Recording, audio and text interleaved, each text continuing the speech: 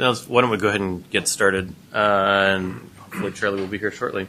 I'll go ahead and call the meeting of the Charter Review Committee for January 2nd, 2014. Welcome to the new year, to order. And roll. Elise Vorderbeck. Here. Jack Hoffberg. Here. Bob Silverford. Here. Ryan Stetcher. Here. Jennifer Kuiper. Here. Beth Cook. Here. Vice Chair Neil Shannon. Here. And Pat Allen here. Let the record show that Charlie Harpick is not here yet. We do not have minutes as of yet for the December 19th meeting, so we'll dispense with approval of minutes. I did get a request today from Brian to consider basically having sort of two rounds of public comment, once next up on the agenda at the beginning of the meeting, and then another one at the end of the meeting just before adjournment. If there's no objection, that sounds perfectly fine to me. We'll just go ahead and plan to do that. Okay. And that takes us to public comment. So if there's anyone here who'd like to talk to us about charter issues tonight, I guess we should probably figure out taking comment in the first round doesn't disable you from taking comment in the second round, which is the way I would assume we'd want to approach that. As long as they don't say the same stuff over. Yeah, well, that's harder to police. But anyway, is there anyone here tonight who'd like to testify on charter issues? All right, very good. In that case, I'll turn it over to Sylvia to talk about the materials we have received tonight. So basically in front of you and also in the back of the room, you have a document listing comparison of city councilor election methodology for metro surrounding cities. You have in front of you a copy of the Sherwood Municipal Code elections, a copy of the code pertaining to the language of boards and commissions, a definition of, from two different sources on the at-large, what that definition is. The committee discussed that previously, and staff might have some additional information for you if that item is addressed again tonight. Any questions on any of the materials we have? Wait, I'm sorry, and then there's one more item other than the definition. You also have a National League of Cities, which also is additional information on the at-large language.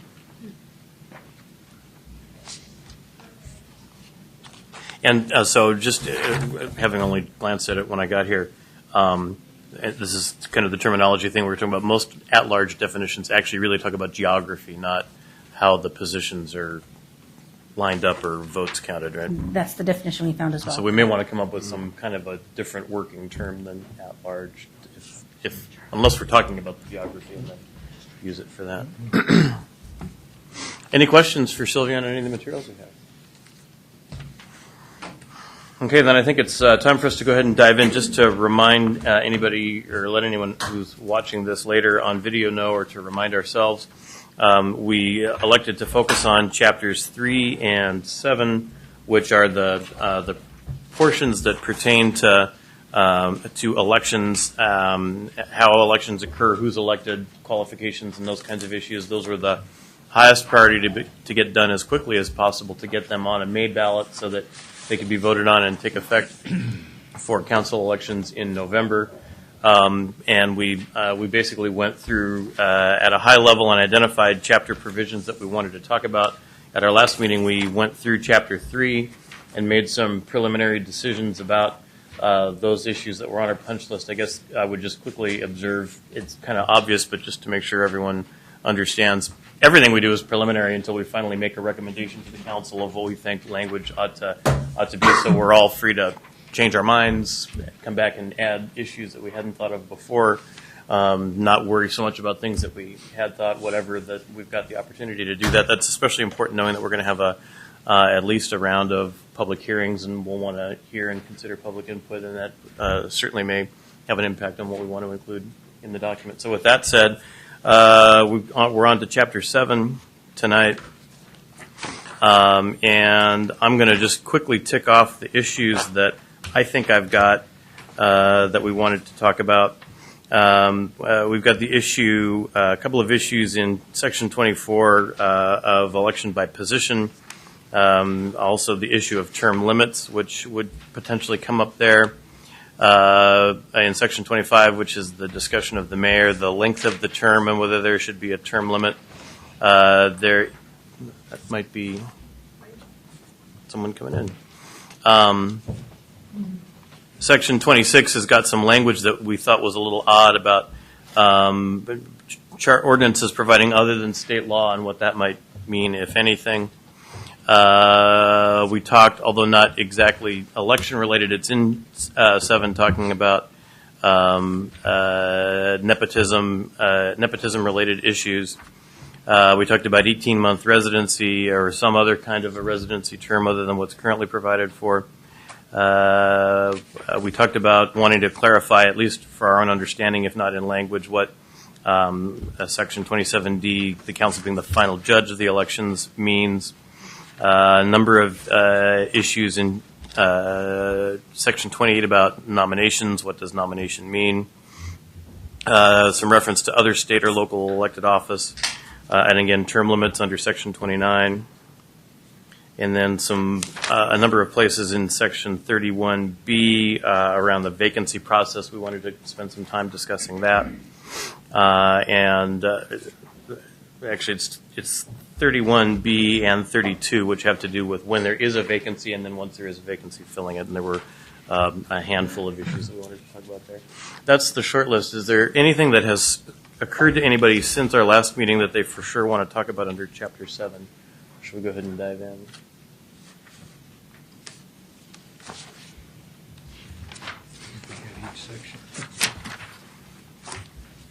All right.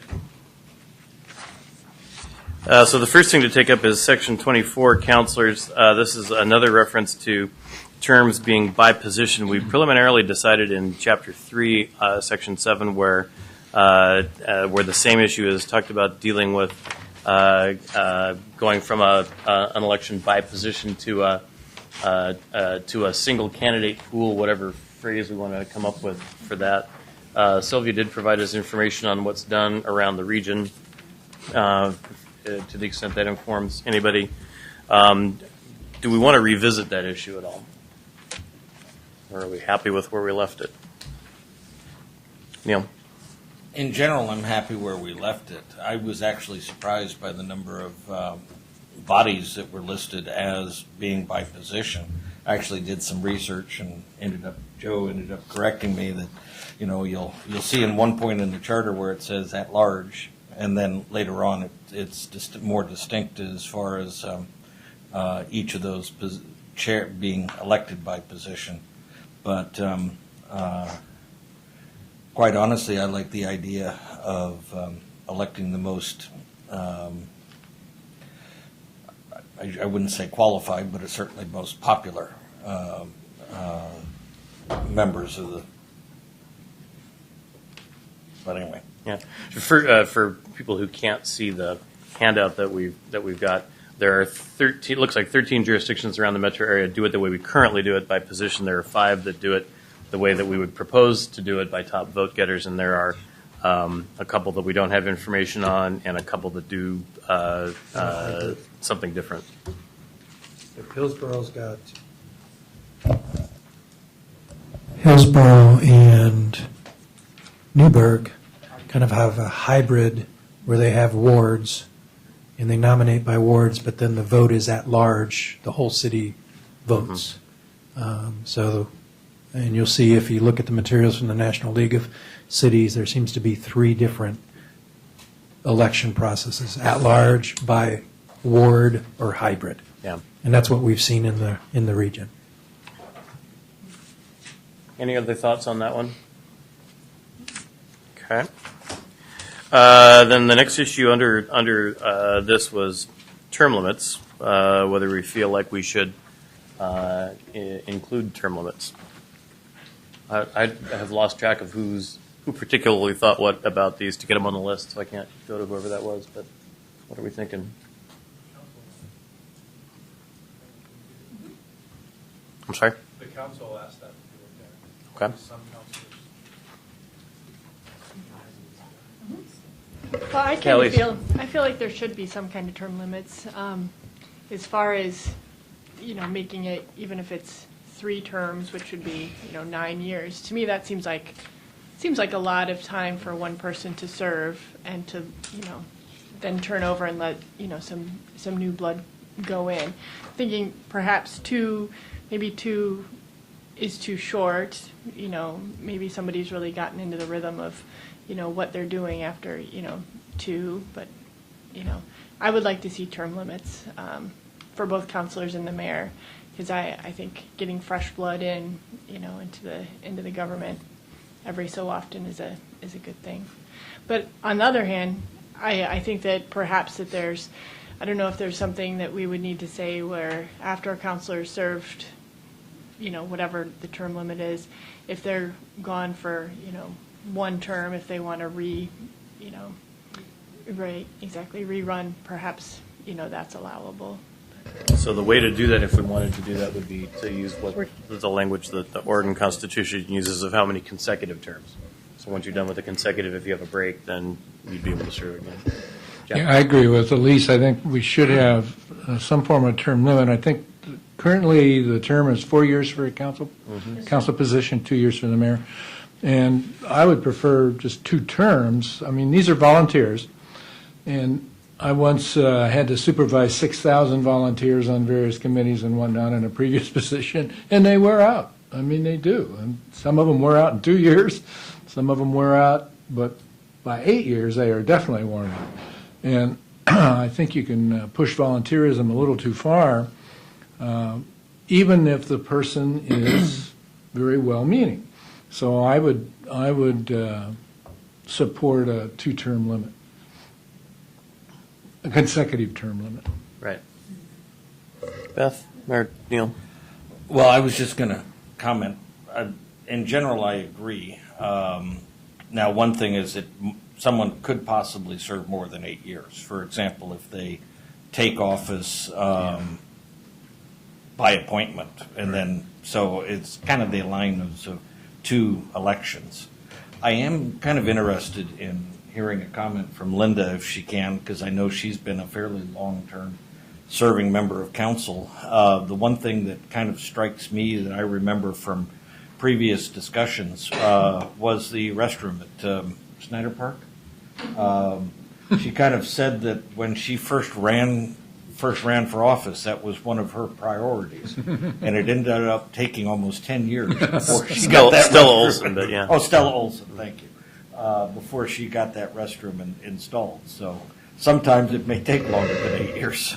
And it only happened in 10 years because Jennifer Kuiper and I actually had a conversation about prefab restrooms that she had already worked with the state on, and it's through her working with staff that we actually got restrooms. So I can't take any credit for, I can take credit for having wanted restrooms for 10 years. And that's from when I started on the Parks Board in '99.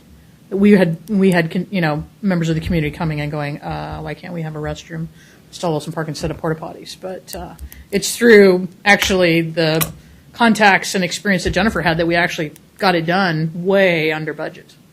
So sometimes it can take a long time. The community center is no different. I mean, that's been at the forefront for 5 years now, but it just took a long time. Public process, design, building failure, redesign.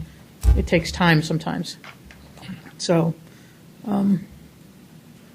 it's difficult to measure effectiveness in government, in all honesty, because you do spend the first year or year and a half just learning, how things work and how to coordinate with other counselors and staff and your board or your commission. So, and like Jack said, some people are done in one term, some people go 2. I went 3rd, but I ran unopposed. So, had somebody else really wanted my spot, I might have been willing to just let them have it, but nobody filed. So, and we weren't done with the community center, and that was something really important that I wanted to be a part of and get it done. So, I don't know if I answered your question, Neil, but Yeah, you pretty much did. I mean, the advantages of long-term serving in office is you bring a history with you. The disadvantages with long-term serving in office is you bring a history with you. Beth? I think many of Neil's comments are the same. I mean, the historical knowledge can't be underestimated in many cases, but also the long-term legislative process. You know, it can take, as Linda said, it can take a lot of time just to get ramped up and learn the process and learn who all the various players are and learn how to be an effective legislative official. And I think that, I think there is a benefit. So I wouldn't want to see less than 3 terms. I think that's kind of what and I would want to see a consecutive. And then if they want to come back after being out, I wouldn't want to support anything less than 3.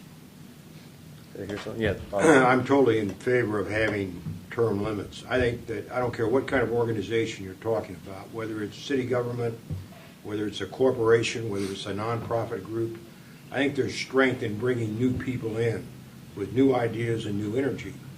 And so I think that it benefits an organization to have a continuing new blood coming in. So I'd be in favor. I think it's advantageous. Other thoughts? Same. I agree. That term limits are important, and I think probably the biggest part of the wrestling match will be to decide whether it's 2 or 3. I guess for my part, I would say, as a general philosophical matter, I'm not in favor of term limits.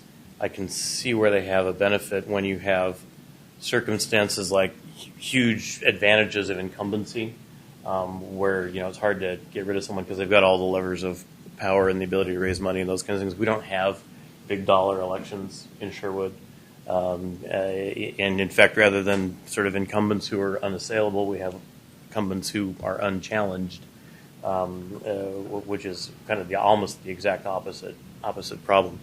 I'd be in Beth's camp, I think, of being willing to live with it if we went with a 3-term limit rather than a 2, because that really is kind of a practical limit in any case. But as a general issue, I don't. I kind of think of them as stop me before I vote again. That if you're the person that the citizens want to elect, the citizens should be able to elect you. But it sounds, I'm sorry. No, go ahead. It sounds to me that if we did like a term limit, then there'd be a time where that individual would take a break, 2, 3 years, whatever that would be, and then they could run again. So all is not lost if they want to continue to be a public servant. Sure. Right? Yeah. No, that's right.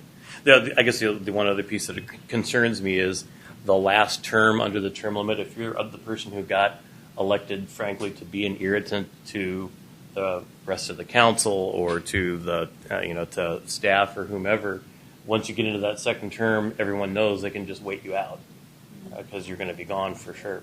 And that I see there's a lot of mischief I think that can occur in that period. Well, and you also brought up a good point. Like, if we're already having so many councilors run unopposed, where are we going to recruit the new blood? Mm-hmm. Well, once again, though, I think the whole unopposed thing could, be eliminated if we do the whole top vote getters and, people are. That's true. Yeah. Joe, did you want to jump in? I was just I'm probably going to ask you, especially when you're talking about new language, because there's no reference to term limits at all in the charter now. Are you interested at all in a similar comparison in terms of what other cities in the region have term limits? Are they 2? Are they 3? Do you not really care about that issue because this is Sherwood and we don't care what the other jurisdictions are doing? Our sample size of 1 of 1 is that we really don't care, but what do you guys think? Do we want that information from other jurisdictions? I would like to see from other jurisdictions, but I think primarily because I'm concerned about instituting them. Yeah, fine, I think that. Sure. It's fairly easy to do, so. Yeah. So let's go ahead and get some more data. It sounds like there is, as someone, Bob, I think said, it looks like there is maybe some play around term limits. It's going to be a question of what's the length of the term limit. I think I did hear a fair amount of consensus around, if we have them, the consecutive language is language that we would like to see. Neil said it, I should poll people. We're going to have to be specific about partial terms, whether partial terms count toward term limits or don't count toward term limits. I don't think we need to decide that tonight, but we'll need to come back to that and figure out how we want to handle that issue when we get to drafting. When we're talking about two separate issues, we're talking about term limits and then consecutive numbers of terms, correct? Correct.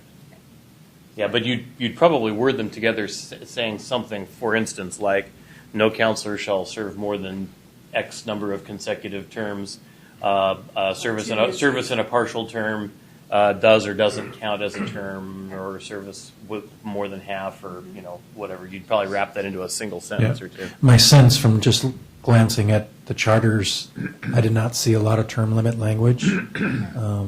So I think, just like you were surprised at the number of cities in the region that vote by position, there probably is not a lot of cities that have term limits. There are some, and we'll look at that language. I know Hillsborough mayor has a term limit of 2 terms, but I don't think their council does. So that's the other question. Do you apply the term limits to councilors and the mayor's position, or are they treated differently? I mean, that's... Yeah, so that's the next step, is Section 25, which is the mayor. So let's talk about that. We've got the mayor right now up every other general election, which is actually incorrect, right? Because he's up every general election. And then currently it's a 2-year term with no term limit. So aside from correcting the general election reference, what's the pleasure in terms of the mayor? I'm kind of curious as to why the mayor only goes for 2 years when the rest of the council goes for 4, being that he's a voting member of the council, correct? And to me, it doesn't make any sense that he should have a shorter term than a council. Linda, have you got any? I've heard things over the years, but I don't know that they have any weight. I don't know if how long that's been in place, mayoral term for 2 years, but given the mayoral city manager form of government we have, the mayor position is very, very powerful. And I wouldn't recommend a position, given my experience over the last 9 years, of more than 2 years. Some people say, well, in 2 years you can't get anything done. But if you can't get anything done in 2 years, you probably aren't that effective. But it takes a long time to build relationships. And if you have somebody in office that's not building relationships, and you have to survive that for 4 years, that would be a really long time to have a person in that position, but that's just my opinion. Councilor, could you explain to me, you said, the mayor is a very powerful position. Can you tell me what makes the mayor's position so much more powerful than a councilor position? Well, he or she is the administrative head of government. He or she determines the agenda. He or she confirms appointments to boards and commissions. That position represents us on all the major metro boards, county boards, they don't have to, but those boards require an elected official, either the mayor or a councilor, to serve, but in the past it's always been the mayor serving. And different mayors have different styles. Some mayors are... John Mayor. John Mayor. That's funny. John Mayer. All right. Make it stop. Is your phone haunted? It's haunted. I didn't touch it.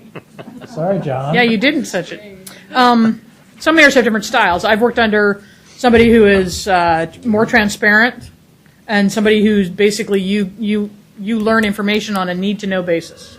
So it depends on the nature of the person who is in the mayor's seat. Although, interestingly, those polar differences existed within the same charter structure, right? Yes. Oh. Mm-hmm. But if you can't possibly go to every meeting that everybody goes to. I mean, you could if you never slept and had no children and, had no other obligations. But if you don't go to those meetings, you read the minutes. But what happens after those meetings and before those meetings is sometimes where information is exchanged and partnerships are formed and et cetera. So, again, that's just my personal opinion. I just feel it's a very powerful position. Thank you. Mm-hmm.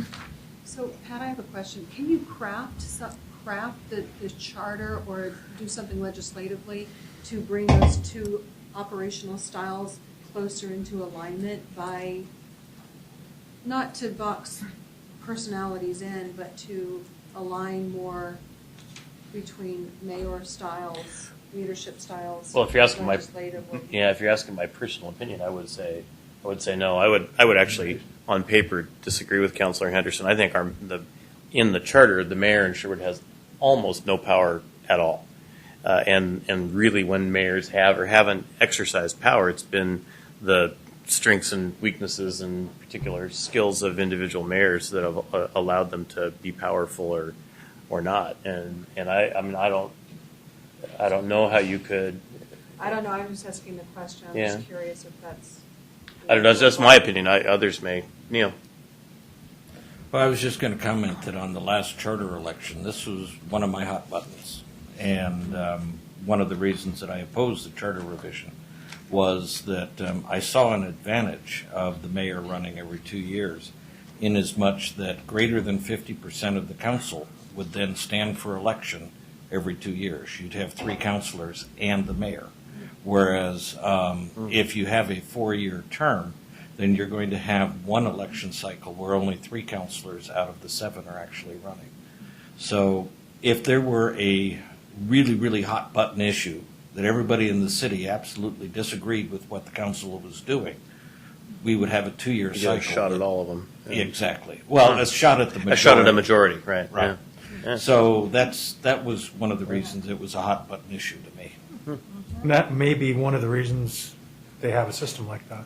I mean, whether that was formally, someone made that decision years ago, but Yeah. it's a little unusual to have 2-year mayor terms and 4-year council terms. But I think, Neil, you hit the nail on the head. You get a chance every 2 years. If you really don't like the direction the council is going, you get a shot at 4 positions. The mayor, unlike some cities, the mayor here votes just like the other 6 councilors. Some cities, the mayor doesn't vote except to break a tie. We don't have a system like that. On paper, I would say it is a fairly weak position. A lot of it is personality and style and what the mayor communicates and things like that with the rest of the council.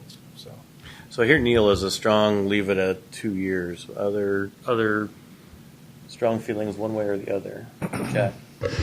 I agree with Neil. I think, and his reasoning, I think, is right on. And again, just with my experience I had presidents and not mayors, but when you had a bad one, 2 years was an eternity. And if you had a good one, then you hope they run again. But so I think a 2-year term to me fits. Again, it's a volunteer position, and if there is a lot of representation duties, which our president also had, you just run them ragged. And particularly if they're the type of a person who really wants to represent the city and get out there and do something, you're gonna run them ragged in 4 years. And in some of the news stories I've seen, I think some of the mayors, the 4-year mayors, are being run ragged. Beth. So I don't really have a strong opinion either way on the 4 versus 2, but I will say that running campaigns, even if it's a small town, is a weight on folks, and so that's something else to consider. Just if it's about wearing them out, I mean, just be aware making someone run every 2 years is also, time consuming. So just to throw that in. Anybody want to argue strongly in favor of 4? Not strongly. It bothers me a Maybe little. A little. It just bothers me that we're not consistent.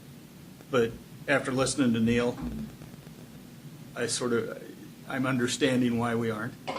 And it makes perfect sense that we aren't, I guess. It does drive me up the wall a little bit that, if Bill wanted to run again, and I don't know how Keith did it year after year, but yeah, it seems to me like you go from campaign to campaign to campaign, and there's hardly any time. Even these aren't huge deals.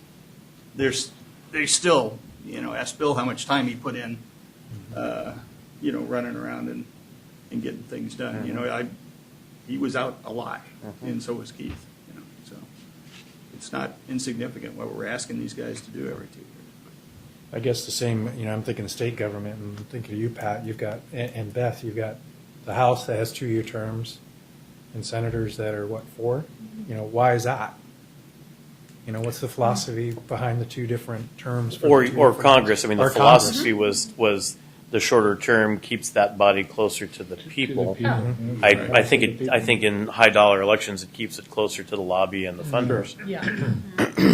Like I say, those aren't the elections we have here Yeah. anyway. If we did, I would probably feel differently about this issue than I do. But I mean, financially, still, you run elections here out of your hip pocket, pretty much.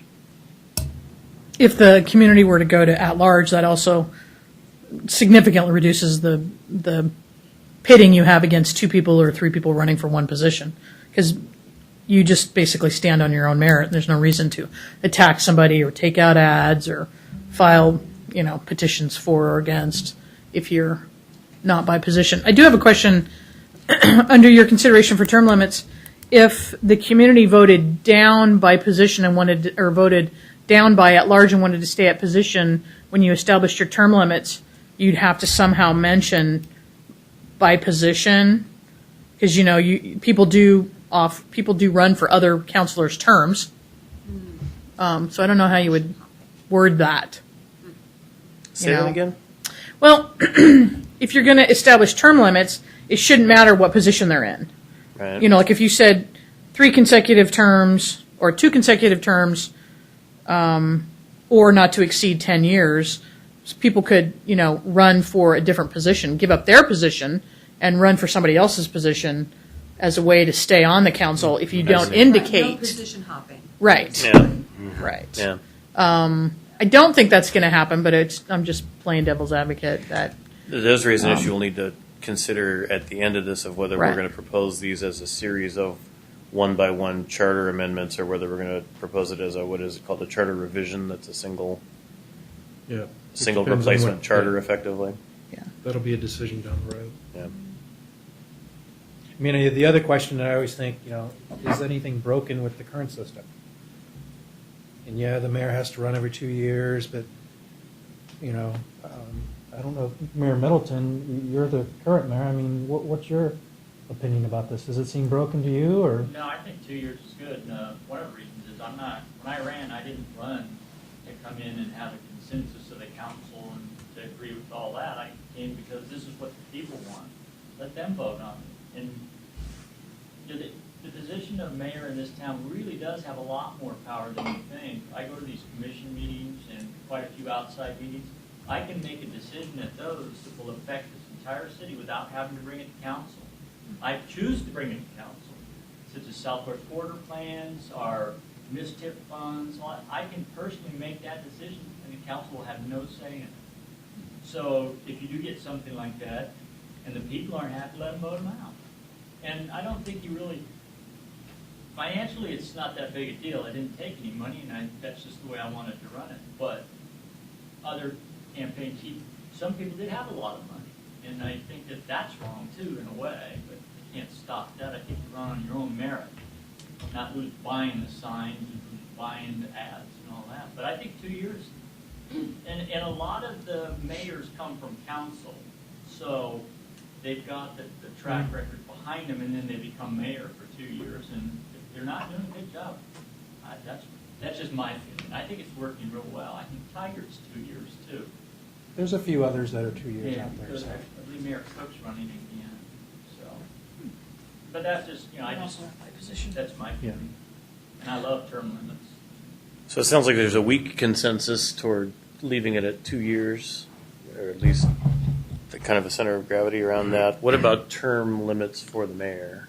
But Bob? just I to think- throw it out quickly, because I'm sure I'm get out of here. What about 2 years for the council? I mean, if you're talking about bringing it closer to the people, and Neil's argument about having the majority, shoot, we could have the whole thing every 2 years. And that would be a concern for me, to have the whole thing I thought tossed over. most people would probably Cycle say out that. in one election. Yeah, I would be concerned about that as well. Yeah. Yeah. Well, the whole council every 2 years. Yes. Actually, it would have to be the whole council Yes. every 2 years. It would be the whole- Yeah. Okay. All right. It's pretty unusual. They have to be Corvallis. University town, right? Because that's where our former city manager went. Yeah. Mm-hmm. And he has an odd number, too. He's got, I think, 9 on council or something Yeah. weird. And they're up every 2 years. Jeez, full council. Everybody. Everybody's up. I can imagine all sorts of, yeah. Let's not go there. I can't imagine very many good things out of that.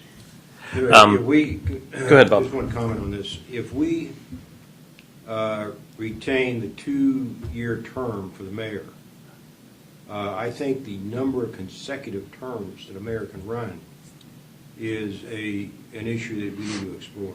If we say that the council can have a total of 8 years, I think 4 years then for the mayor is too short. I think if the mayor's doing a good job, everybody's happy with it, they're doing positive things for the city of Sherwood, I think they have every right to stay in there longer than 4 years. I'd argue that with 2-year terms, that the value of term limits for the mayor is really not very strong. That they're up effectively almost constantly, and if they're not doing the job that people want, they get voted out. The term limit is 2 years. Yeah. But how many, let's say they're doing the job, how many consecutive terms are you going to let them have? I would say that because they're up so frequently, that they're able to serve as long as they're able to have the support of the people. So unlimited. Yeah. Otherwise, I mean, it becomes kind of silly. There's Yeah. a limit of 4 terms or 6 terms, or that sounds kind of weird. It does. They're given plenty of opportunity to stumble, and the public would still remember after 2 years. Mm-hmm. So. Yeah, that's a really good point in terms of one of the things that sort of helps incumbents is you can have a long period of time from a place where you did something that people don't really appreciate, people forget, people move in, move away, those kinds of things in 2-year terms makes it a lot harder to hide. Other thoughts on the mayor?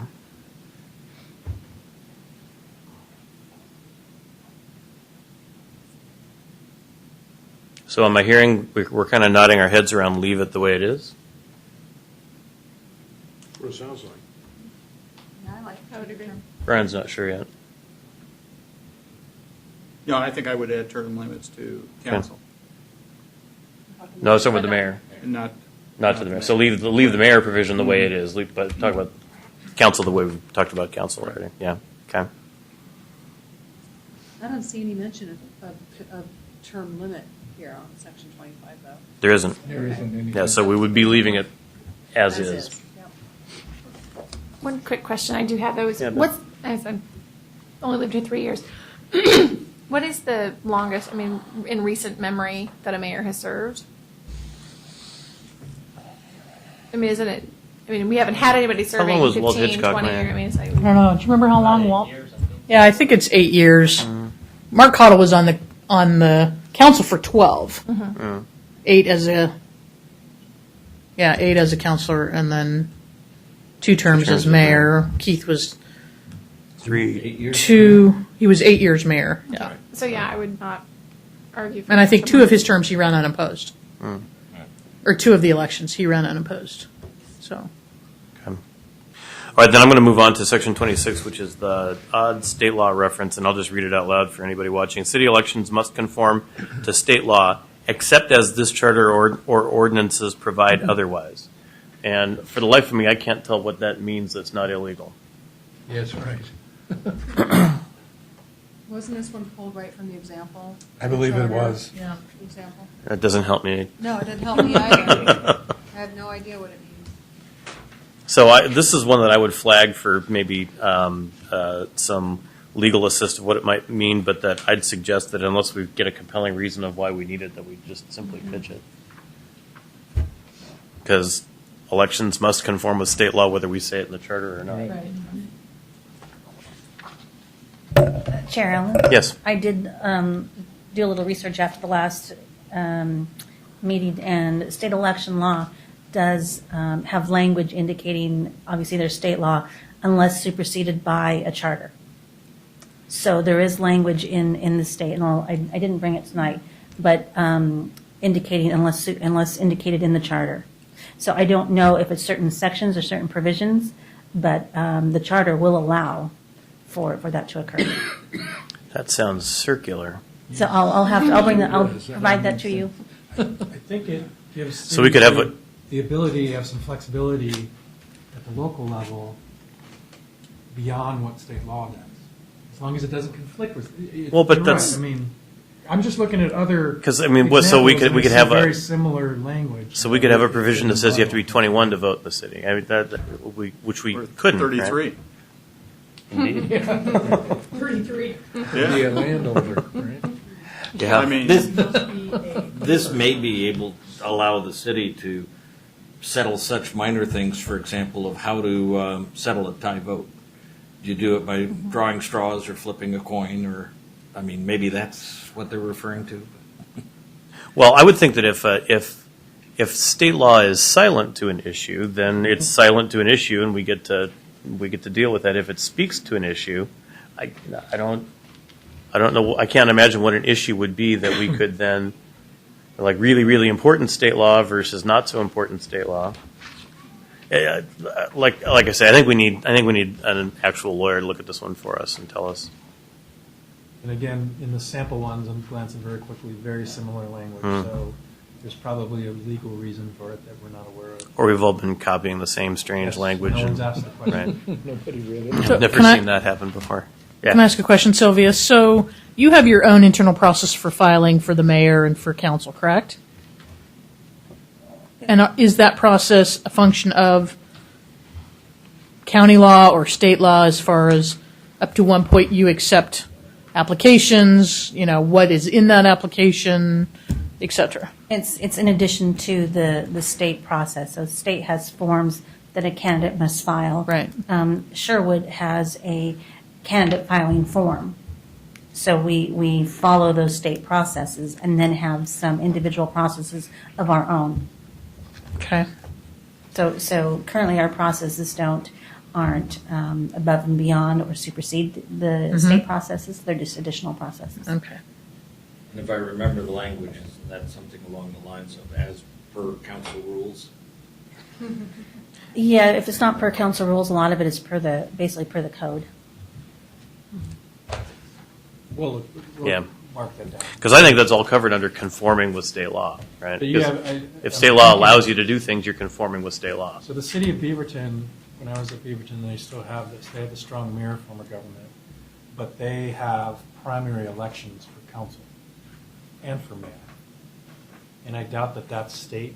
I mean, that's very unusual that you have a primary and then a runoff for the fall elections. And that may be in their charter. Yeah, but I'm willing to bet that state law doesn't prohibit that. They're probably silent. Right.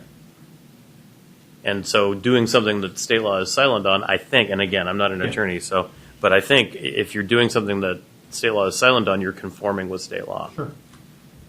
So we'll flag that one to come back and look at that. I assume you'll plan on keeping the second sentence of that paragraph. Yes, right. Yeah, we talked about that last time, and nobody wanted to mess with that. So then the next piece is in Section 27 on qualifications A. There's a provision that councilors and the mayor need to reside within the city 1 year immediately before election or appointment to office. And there was some discussion about whether that length of time should be different. I think 18 months got tossed out. What do we think? Seems pretty consistent with other municipalities. 18 But months. A year sounds good. A year does. I would say keep it at a year. I mean, I think that's, again, it gives people who are new to the city to get involved, an opportunity to get involved. And I haven't seen it doesn't seem like anybody, we could quickly poll all of us, see how long we've lived here, but it's kind of unusual to 1 year in running for mayor necessarily, but I think it's important to give people a chance to start getting involved. Well, and you do that, and everyone gets to judge whether that 1 year is long enough or not when they decide. Who was the one who wanted to talk about this issue? Council had Council wanted us to look at that? Suggested the Okay. 18 months. And I just wanted to confirm with Sylvia, residing is basically being a registered voter of the city of Sherwood? An elector is basically a registered voter. Residing would be residing within the city limit. There was language that we discussed this at the prior meeting, the definition of what is considered residing within the city. That would be within the city limit. So to answer your question? Well, so I think the question Neil raises is if I moved to Sherwood 367 days before the election and registered to vote 300 days before the election, would I be eligible to run for office? And the timeline that I look at when a candidate files is the time that I receive that document, your filing paperwork. Oh. I verify with the county if you are a registered voter. I don't verify if you've been a registered voter of Sherwood for 6 months, 12 months, or 2 days. I just confirm that you are a registered voter of Sherwood. So really this language then isn't quite what we do, because this doesn't say you have to be an elector. It says you simply have to be resident. It references residency, and maybe that was my confusion, is residency and elector being two different things. Okay. And I would say that someone residing here should be our, I mean, we would ideally like everyone to vote and to be registered to vote. But I think that it matters most whether they're living here. Let me throw a what if out. What if I lived outside the city limits of Sherwood, but within the Sherwood School District, and decided I wanted to run for mayor, so I rented an apartment within the city limits. But it was only 6 months before the election, I would not be eligible, correct? I think that's And that's the way we this want it. reads. Yeah.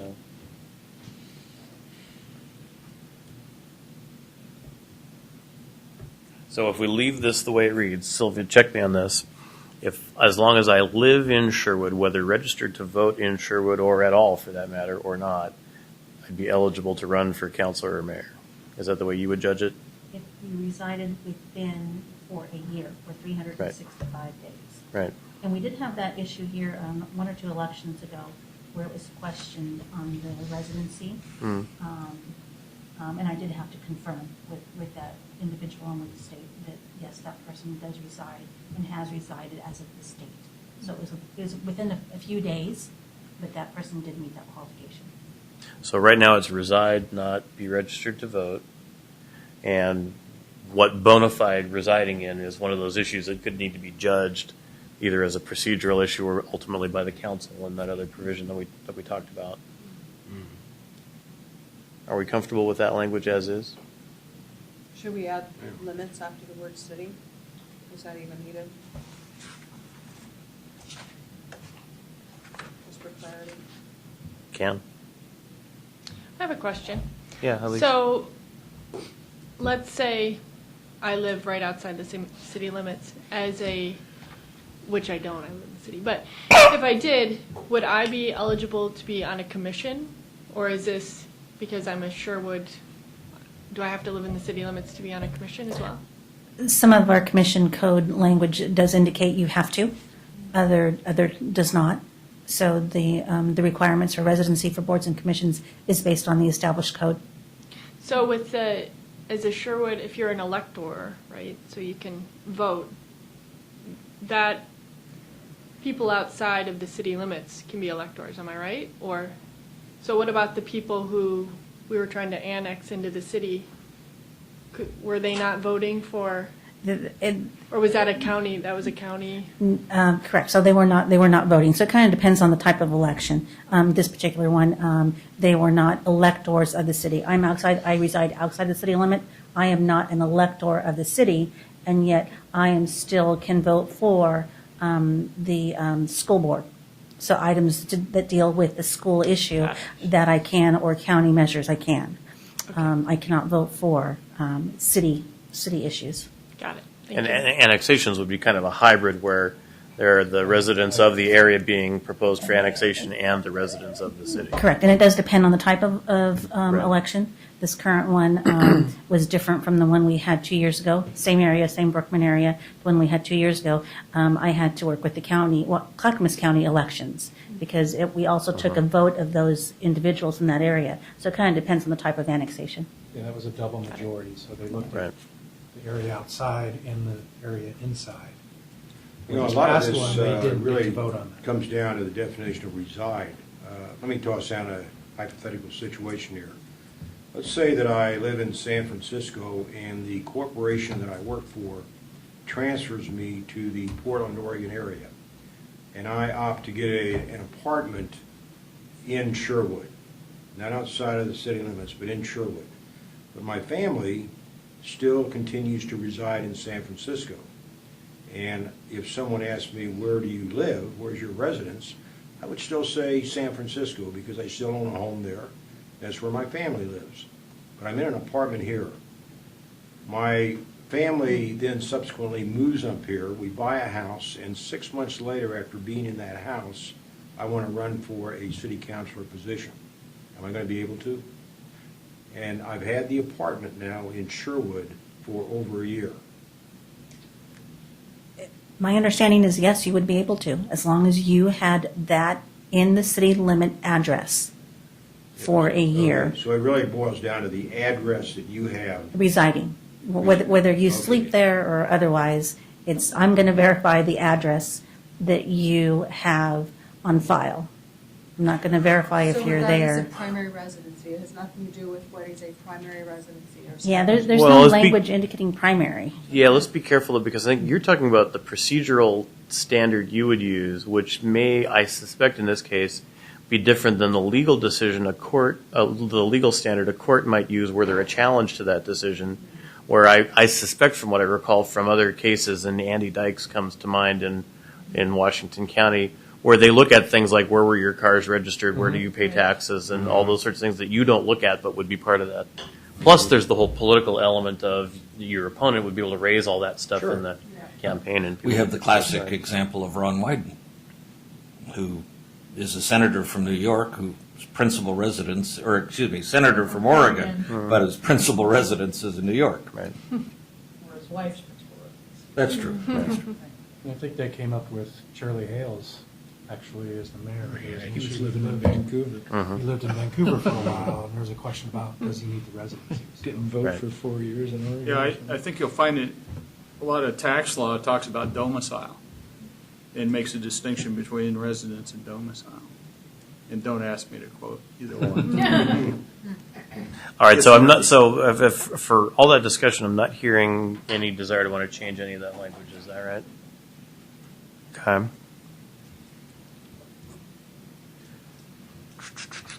So we had flagged for wanting to clarify then 27D, which is the council is the final judge of the election and the qualifications of its members. And I think this discussion we just had is sort of the illustration of how that, those are the kinds of questions that could end up coming up in an election, short of it going to court, because ultimately a final judge maybe isn't the right turn of a phrase exactly, but these questions would ultimately rest with the council if there was a dispute about them.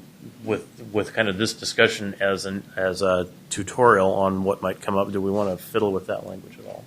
Yeah, I think the language could be clear. I don't have any ideas right now, but I think we need to remove judge of the and replace election, I don't verification. sure that makes sense. I think judge absolutely needs to be stricken in favor of like the term verification or something else. Something similar. I agree with Jennifer. Something like verification would be. Yeah.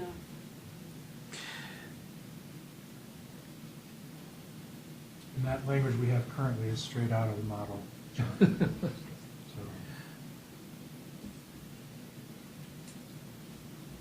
So Sylvia, do you think that that's in there because we have to accept the county election when it's reported to us? It could be, I really can't say Yeah. one way or the other. A couple things that come to mind is, this had come up a few years ago. I was asked if the council members, if the city did a background check on elected officials. The answer is basically no, there's no background check on elected officials, much less board and commission members. And the question was, what if after an election, within that timeline of that individual elected official now being seated, something came up, was discovered in either criminal history or whatever. who has the final determination after the election to not seat that elected official? Is the council the final judge upon receiving that information that this person has a criminal history, and the council determining that they don't want that person seated? So that was kind of one issue that has kind of come up in question, because we didn't do background checks. And what if this occurred? That kind of raises a whole slew of questions, doesn't it? Yes, it does. And that's not covered under state law, that someone who's got a criminal background cannot run for public office? I've never dealt with it, so I've never had to look into it. Oh. We certainly can look into that. I would be surprised if state law did prohibit you from running for office with a criminal conviction. And with felony conviction, I'll bet it would. Misdemeanor, probably not. Well, even felony, I would be surprised. I think the principle would be, look, that's all public information, and the whole come to light issue is a little different than having it on your record and everyone knows it and gets to vote on you anyway. So I was trying to fiddle around with some language, and the best I was coming up with wasn't very good, which is the council will make final determinations of the election and qualifications of its members. So is that decision making, something like that? But that's not very elegant. But it sounds like the term judge is the one that bothers. Bothersome, yeah.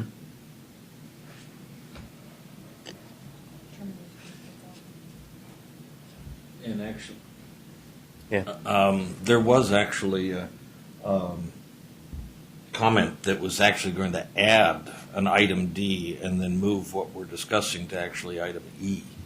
And that was recommended in the last charter change. They were suggesting that an item D needed to be added, which was neither the mayor nor councilor may hold another state or local government elected office. And that was suggested in the last charter change, and I certainly thought it was a good idea. That was my next one up to talk about. I'm sorry to go backwards. Sure. But I was just reading down below under the section 31 vacancies, under section B, number 4, where it says ceasing to be a qualified elector under state law. Right above it, 3 is ceasing to reside in the city. I'm wondering if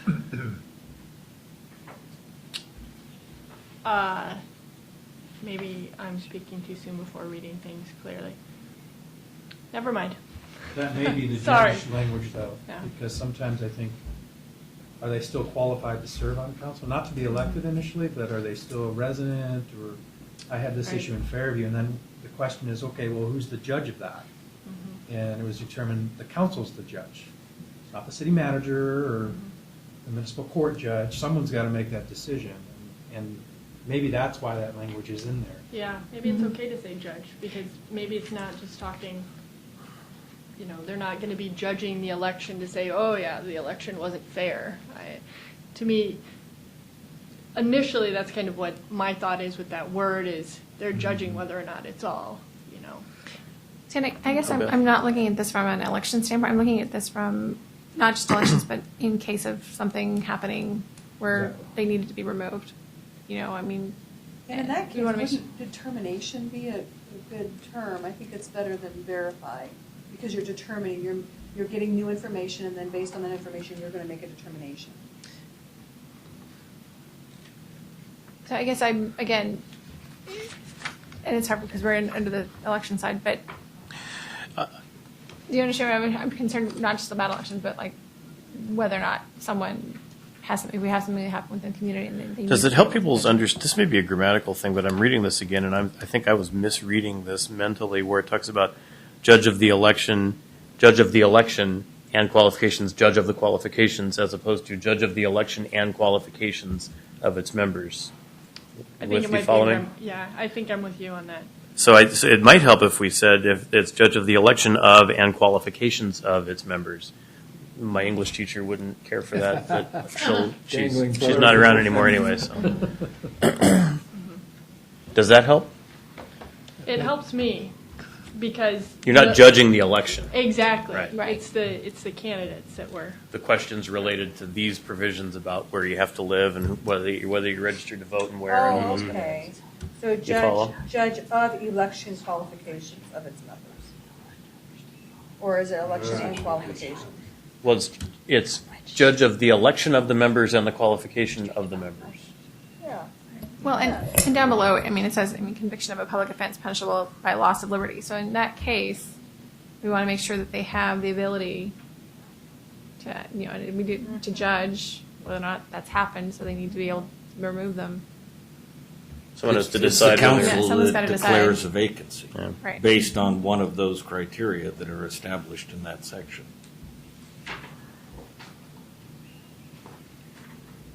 Chair Allen? Yeah. I'm just wondering if the committee is,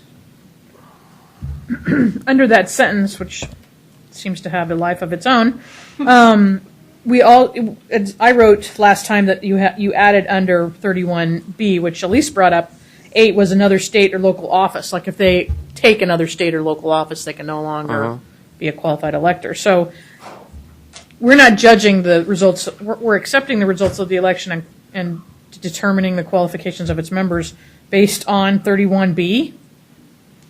Because where else are we? Where else are the qualifications listed? Well, that's what 27 is. All of 27 are the qualifications. Right, but down here we're adding ceasing to be a qualified elector under state law, and Sylvia said that's just. That's in A. Each must be a qualified So elector that's under under state law. appointment, not election. Because we don't do this. No, under 27A, the mayor and each Right. counselor must be a qualified Right. elector under state law. Right, but we don't do 27. As a body, we don't qualify. We rely on her to do all of that. What the charter says is if there was a dispute about that or someone wanted to argue her decision, where would they go with that? And they would. The charter says they would go to the council and the council Yeah. would decide. Final. Well, and that may be before an election, during an election, after an election. Yeah. But when we had a vacancy, when Councilor Clark passed away, I don't remember who determined, I guess you did that, Sylvia, if you determined whether or not somebody was a qualified elector to be appointed. The city attorney oversaw that Okay, process. all right. But did the council or the mayor declare a vacancy?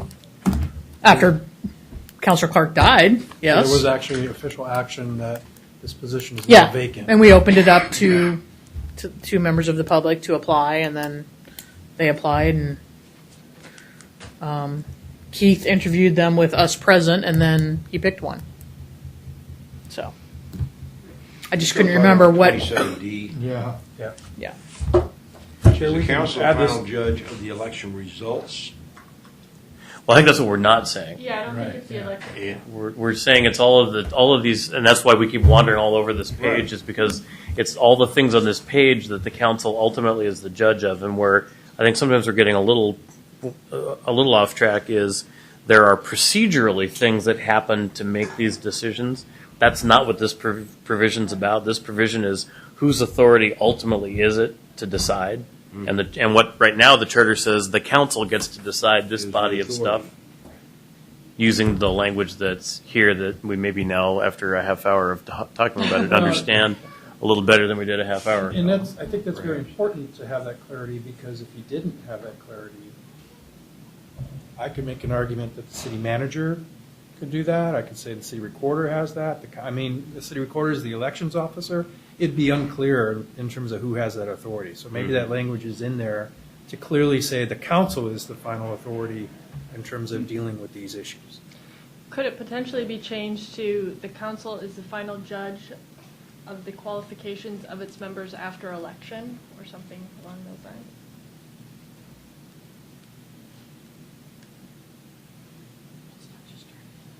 Chair I think Allen, that can limits we it add more this to than the, it is let's right get now. a little bit more legal? Yeah, Because I think, everyone okay with that? Yes.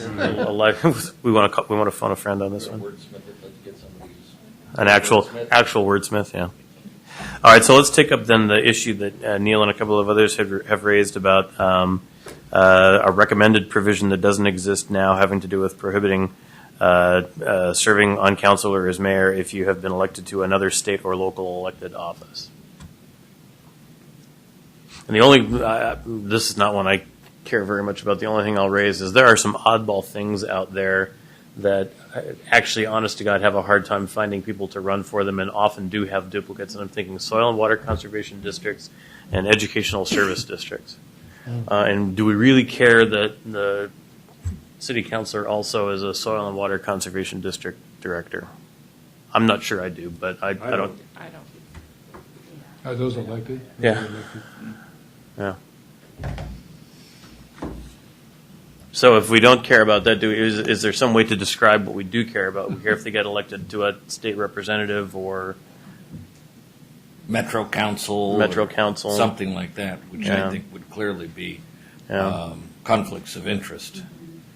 I don't know that you could craft some language that says we don't care about these, but we do care about these. Can you use conflict of interest to another elected position that would constitute a conflict of interest? Well, conflict of interest would be the wrong term to use because in state law that's a personal financial gain thing, which that's not. I don't think that's what anybody means by that. So,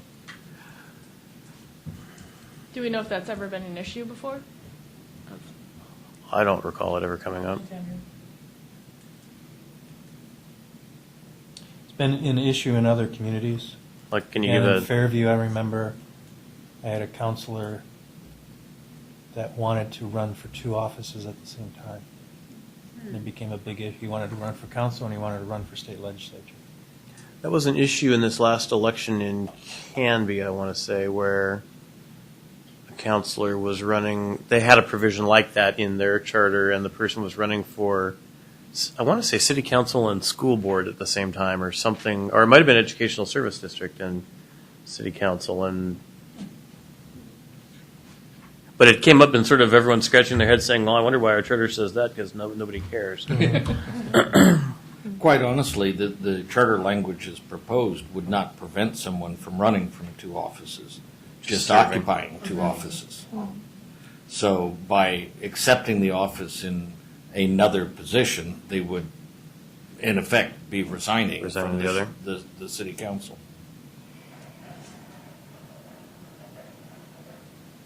Quite honestly, I like the language. I'd like to think that, an elected mayor or city council is concentrating on their elected mayor or city council duties. I would be concerned that they would be holding multiple state offices. I recognize, Pat's comments is there are probably some throwaway state offices, but I don't know how to craft language that would identify which those are. So I'd like to keep it simple and keep them concentrating on their job.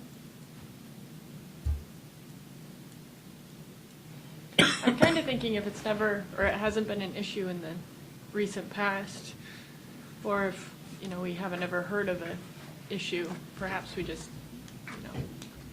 leave it as is. Other thoughts? Well, Yeah. this spells out city office. I mean, so would school board be considered a city office? Uh-uh. I mean, so it would just mean they could not run, you can't run for two positions in city council at the same time. And that's how I read it. I mean, I don't see it as precluding somebody from even, no, wasn't there another section that referred to holding office? Is it back in This 3? is the language that Yeah. was proposed. See, and I know. And this would be the follow-up on the. under See, I wouldn't agree with it because you find people who serve on school board and I think that can be a benefit. So. I guess your comments make me feel like I should rush in and in the interest of full disclosure, say I serve on the school board and have no interest whatsoever in running for city council to the extent that it might color my vision on this. Sure. I am sure. Thank you. But I'll use the example of it wouldn't impact city, but I know there are state legislators who serve on their school boards. There's a couple different instances, and it's a tremendous benefit to have that perspective inside the larger body.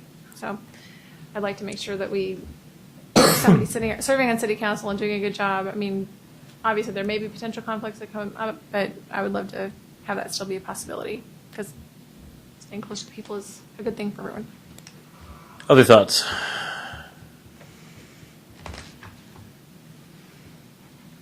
Does lack of thoughts indicate don't care or No, it's sandbagging? sad. I'm I'm thinking about what Beth just said, and I guess I would agree with her thoughts on that.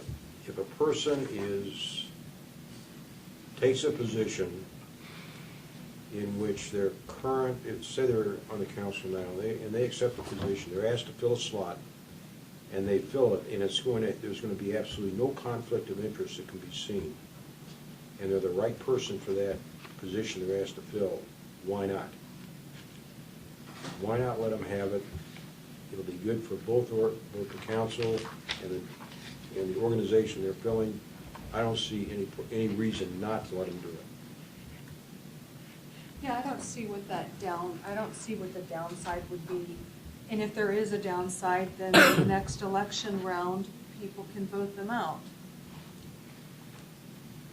Okay, so it sounds like I'm not hearing, I mean, Neil, I'm not hearing a lot of folks lining up with you on this one. I wouldn't argue with the, I think you are hearing correctly. Okay, Beth? No, the one that came to mind, education, someone mentioned education service district, and that would be one that probably would most commonly come up. Somebody would be on city council, would run for something like that, which is kind of a lower profile, but at the same time, very powerful type of position, also very important.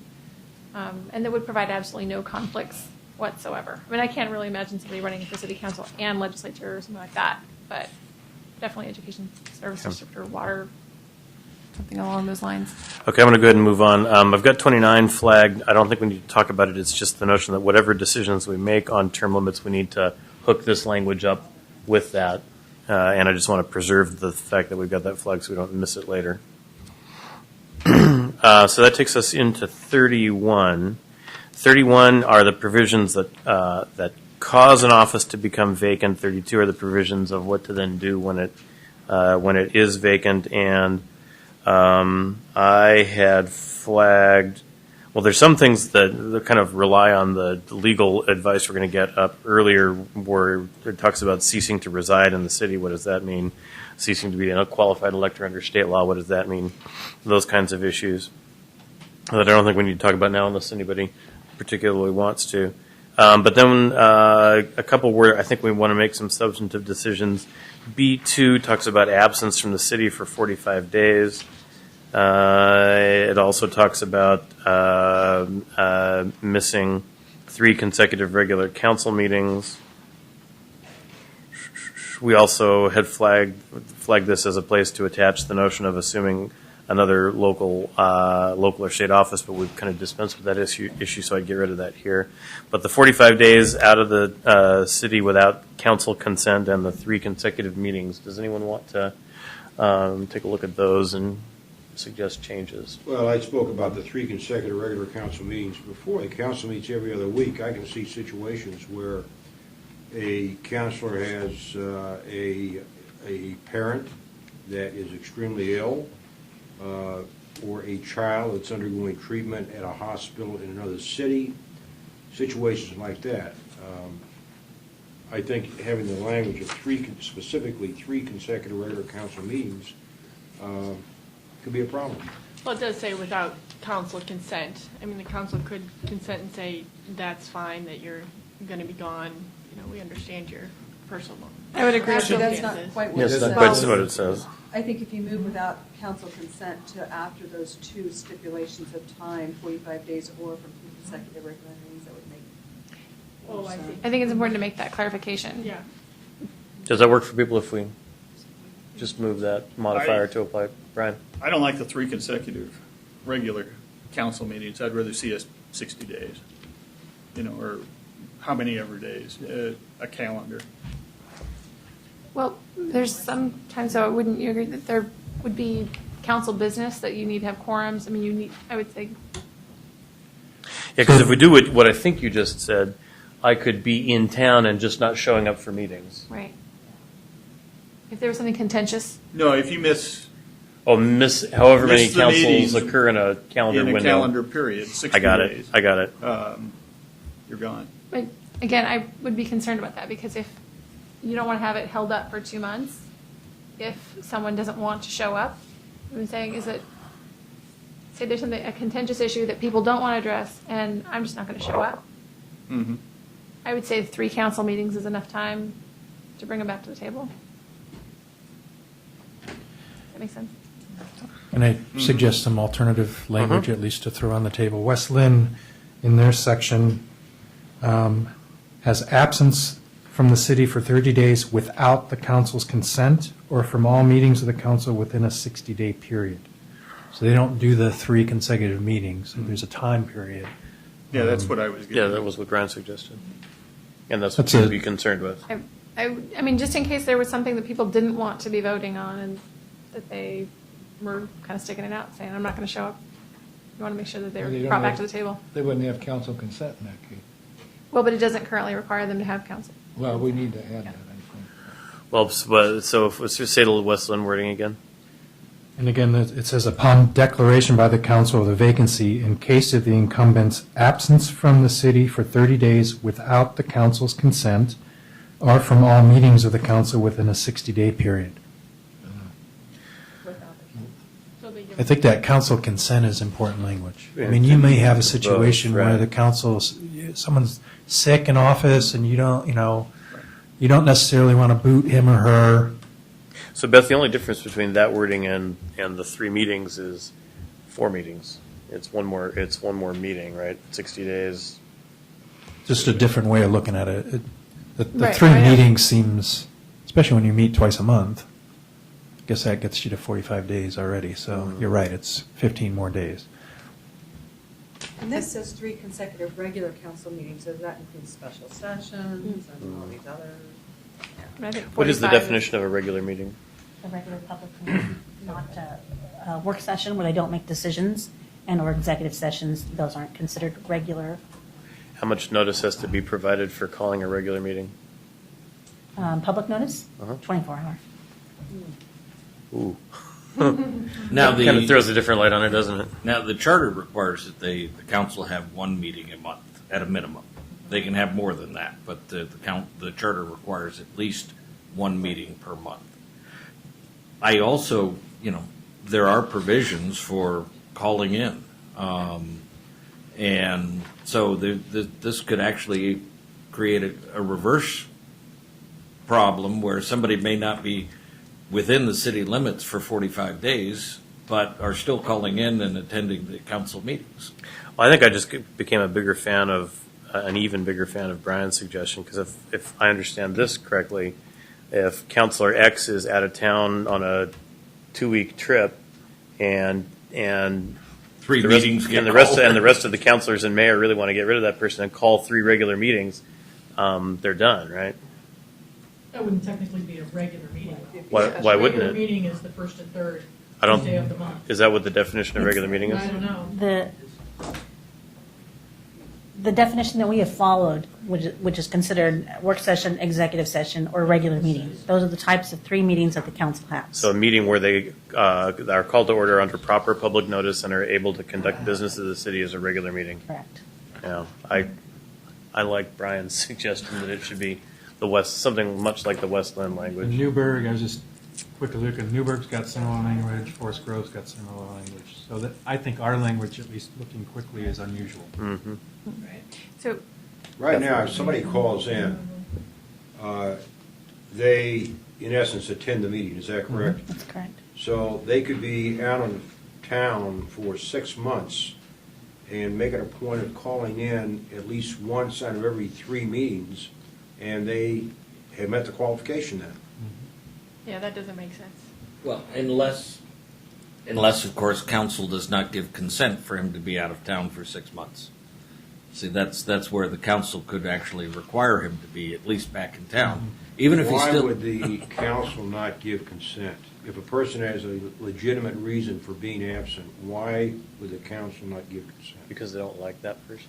Well, that's true. That would be a reason, but if I were that counselor, I would object to that and fight for my seat. I'm sort of trying to imagine the dark side of some of these, right? What Well, we got mischief? it. What Exactly. mischief could? we're brainstorming this. We're talking about all different Right. But once eventualities. again, if you're going to be on for 6 months, you're not going to know what's going on in the city. I mean, you're not going to be around hearing what's going around, what your neighbors are saying, what, you know, as Councilor Henderson Facebook. said, lots Yeah. of times, so much stuff goes on and you learn from the mayor and staff and everything that if you're not here in town, you don't know what's going on, even if you call into a meeting, so. So there should be some length of time, you're saying, that you can't be gone even if the council approves? I kind of think so, yeah. I mean, you don't want to take a How long? 3-month vacation and then expect to know what's been going on. I mean, think about everything that's gone on in the city in the last 6 or 9 months. If you missed 6 months of the Walmart fiasco, I mean, you'd have no idea what was going on. So what you're saying is no professors on sabbatical? Right. Okay, I heard that. Where my employer asks me to go, or not asks, but directs me to go on a temporary assignment back to Washington DC for the next 12 months, but I continue to call in for every meeting. Tough luck? I'm good I with would it. say tough luck. I would not want my counselor gone out of the city for 6 months. They don't know what's going on. That's exactly what we have in Washington. Yeah. They spend all that time in Washington and a very Look how well that fraction of the amount of time actually visiting with constituents and knowing what's going on. But that's the system we have. Yep. I guess But we know that doesn't work well. Yeah. I'm Well, with Lisa. I- I'd say, you're out of here, buddy. Beth has the floor. I guess Just if it was you that will. Really, Beth has the floor. I guess I would have to say I do disagree. I mean, we have, and we can't, I mean, there are instances where people's jobs do take them elsewhere for 6-month periods where people serve overseas. You know, my brother's in the military. He's served overseas repeatedly, you know, while also serving his community, has called into meetings, that kind of thing. I think it's important to recognize that, I mean, again, you brought up sabbaticals. We have a lot of Intel employees who live in Sherwood and who do just that. They take sabbaticals for, you know, 7 weeks. Yep.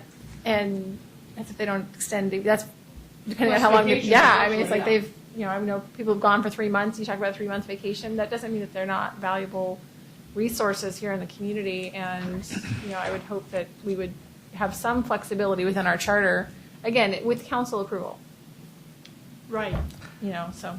If I've been on the council for 7 years, and I'm told to go back for a year back in Washington DC, Your term limit will be up. and I read all the minutes, and I get everything is given to every other council member as Sylvia sends it to me, and I get it, and I keep in touch with I don't talk to people, but I know what's going on in Sherwood. I find it difficult to accept that the council's gonna kick me off after 7 years of good service. Well, and I have to say, would you really not be talking to people? And in the age of communication, I mean, you've got Skype, you've got telephone, you've got, you know, you'd be communicating. I would think that most people would be communicating with others, and the council would know that in determining whether or not someone should get approval to be gone for any length of time. So- Okay, let me break this into 3 parts and see if we can land on some pieces of this. The initial language, as in the charter right now, I haven't heard any concern with, which is that notion of being out of the city for 45 days with council approval. That's as distinguished from some kind of an absolute limit, which we'll talk about in a minute. Is everybody okay with that 45-day? That's the short term. You had to go off on a trip kind of circumstance. The second piece, I think, but I'm not sure, that, and I know I certainly think that 3 consecutive regular meetings needs to be changed to Brian's notion of a window. And I personally like the language in the Westland Charter of all meetings in a 60-day period. If you miss all meetings in a 60-day Sure, Alan, period. that comes from the model charter. Okay, So, Oh, that's it like- does? yeah. So we're unusual with that. right. Are we okay with that element? Yes. Then the third piece is should there be an absolute time limit where no matter what the rest of the council says, if you're out of the city that length of time, whether it's because you went on a long vacation or just didn't want to be around or got deployed overseas or whatever, that you should be removed, the office should be declared vacant. I would continue to support council judgment on something like that. I agree with council judgment. I'll go with that. So that really then leaves us at the at that 45-day language. So we would take the 45-day language, leave it as is, and convert the 3 consecutive meetings to all meetings in a 60-day. Really, what we would do is then mirror model charter Yeah. language. And one thing you may get to, not to complicate things, in some of the other charters in terms of filling vacancies, there's a clause that I've seen. It says during a council member's disability to serve on the council, or during a member's absence from the city, a majority of the remaining council members may, by appointment, fill the vacancy pro tem.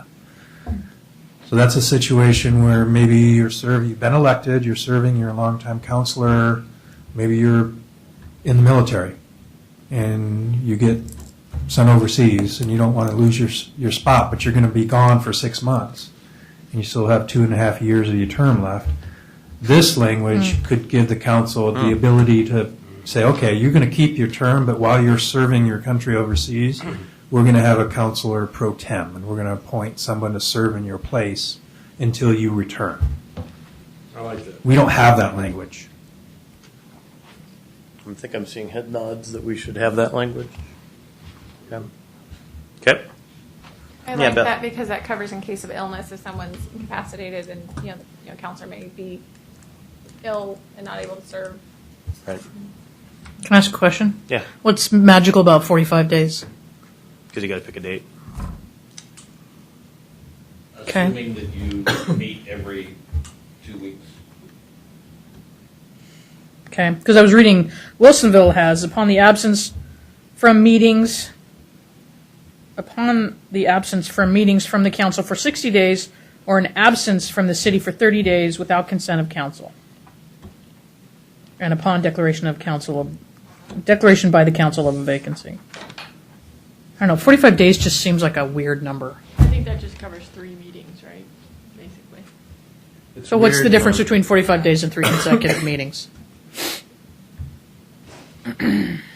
I think the issue that Chair Allen had with 3 consecutive meetings is that it would be quite possible for the city council to have 3 regular meetings in 3 days. Just by A giving week. announcements, proper public announcement 24 hours If they could in pull a advance. quorum, yes. Right. So I think the idea there was to try and prevent shenanigans. I mean, Linda. Spoken like a man who worked. The issue is that's going to be an arbitrary number no matter what the number Right. is, right? And I think the number, again, came from the model charter, that 45 is pretty consistent. Okay. I would vote for 60, but I'm not voting here. We do listen to your opinion. Just because 60 seems like a manageable, it's 4 weeks. I mean, it's 8 weeks. 45 days is, 6 weeks. 6 weeks and 3 days. All right. Thank you. Let's move on to Section 32, filling vacancies. Pat, before Yeah, we go to that, I'm sorry. did we skip over 28, that nomination thing? Because we had talked about why that's there before. Oh, I'm sorry, you're right. My notes are getting a little dense on the page at this point. So this Section 28 is short. It says the council must adopt an ordinance prescribing the manner for a person to be nominated to run for mayor or city council position. Sylvia, were we going to try to find that ordinance? I don't remember that being I don't think it exists. a direction. I think Linda's right, I don't think it It's from does. the model charter, but we don't, yeah, here's the charter right here. We haven't Wow. we haven't ever. My only observation about the model charter is the covers are way too far apart. Yeah. I think I've missed 2 meetings in 8.5 years, and we haven't passed any resolution that qualifies nominations.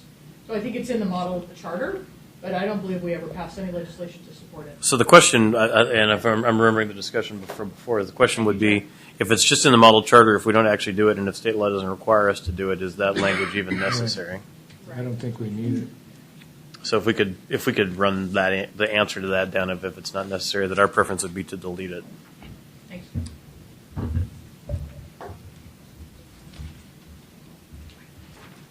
We do have. Okay, now moving on to 32, filling vacancies. I had a margin note to be sure that whatever we do in section 29 around terms, which then needs to in turn, this is sort of a daisy chain from term limits to 29 to then 32. They all need to link together.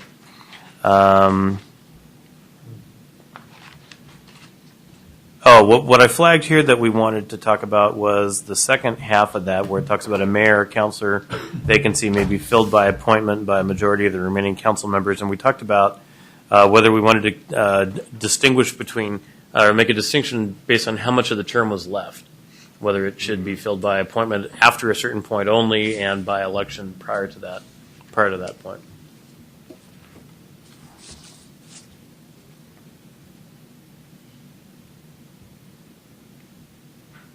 What do we think? We had, well, the first part pertains to if 13 months or more remain. Mm-hmm. The second part is less than 13 months, is that Right. correct? So we just put in, if less than 13 months remain, a mayor or councilor vacancy may be filled, et cetera.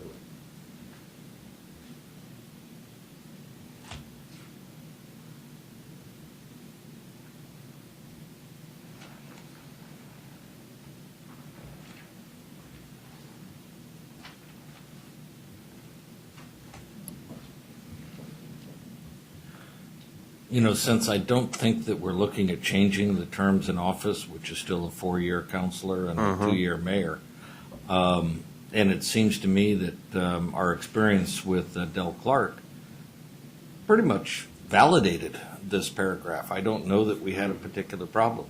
Basically, what this paragraph is stating is that, if there's more than half the term left, then that should be settled by an election. More than a quarter. More than a quarter, excuse me. Or half if it's the mayor. Right. And that it should be settled by election. And if there's less than that, well, we're going to be having an election within the year anyway, so serving by appointment would probably work. I just think we need to make it clear, and as Bob mentioned, for the second part, to make it clear it's for the less than 13 months. It's, the way it's written now, it's not clear.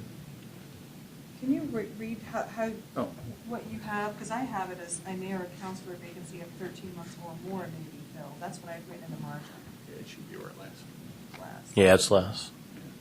Well, the first one is filled by an election, Mhm. 13 Right. months or more. Oh, okay. Right. That's fine. Then it's All right. 13 months or Yeah. less. That makes sense. Okay. Well, it'd be less than 13 months, because the first one says 13 months or more. That's right. So let me ask this. The language also says that the mayor or council vacancy may be filled by appointment. Shall. Yeah, Do we want it to be shall? Yeah, let's make them Yeah. fill it. So, Well, then the structural thing to do would be fairly easy, which is to say a mayor or councilor vacancy will be filled by an election if 13 months or more remain in office, or by appointment of a majority of the council if less than 13 months remain. Something fairly simple where there's a fork in the road and you either take this one or that one, which gets out of Bob's issue of the unclear language.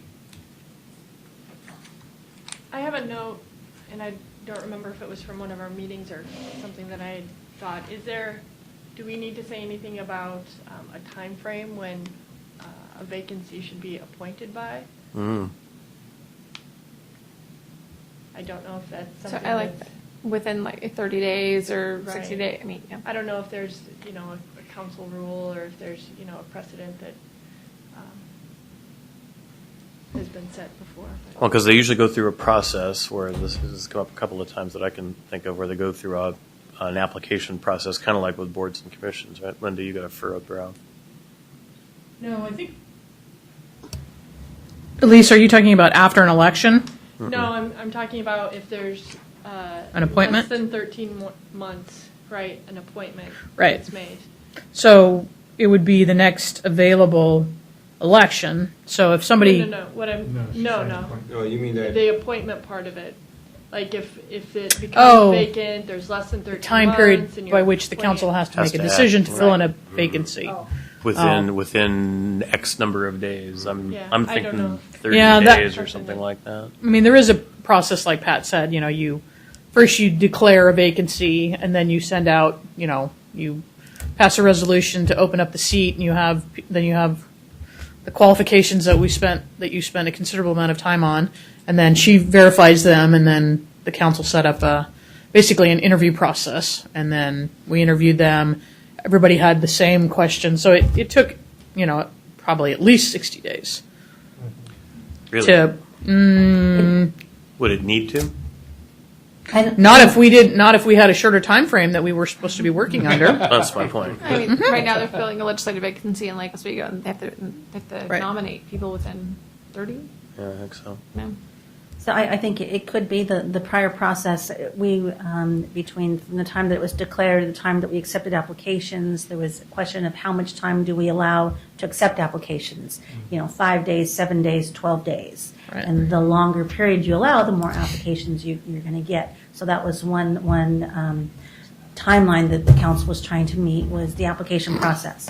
Upon receiving the applications, establishing a council meeting, which would have to be established, to then interview those applicants, scheduling those applicants to be interviewed. Are they available? Were they not available? And then upon determining that candidate, that final candidate, having a resolution come before the council so that they can now qualify that person, if you will, formally adopt them into that position. So that process could occur within a 30-day period. Again, if it was written that way, it would have to occur within a 30-day period. Just to clarify, I wasn't suggesting 30. No, but I might be. What I'm thinking about is if it's only a maximum 13-month vacancy, Right. eating that up with 2.5 months of process, and then it's 2 weeks till the next council meeting just seems like an awful long time. Yeah, I agree. Model charter must say something about this because it says something about everything. No, this actually is our ordinance. We do have an ordinance related to councils filling of vacancies in office and appointments. So there is a process defined. There's deadlines after the notice. I mean, there's already an ordinance. What's the length of time that's envisioned in that ordinance? It's a long section. Deadline for submitting application at least 2 weeks after the public notice that there's a vacancy. Appointment from those applicants nominated and seconded for consideration by members of the council. The recorder will announce the results of each ballot and will record each councilor's ballot. An applicant who receives a majority of the votes by the current council members will be appointed to the vacant position. If no applicant receives a majority vote on the first ballot, the council will continue to vote on the 2 applicants who receive the most votes until an applicant receives a majority of the councilors voting.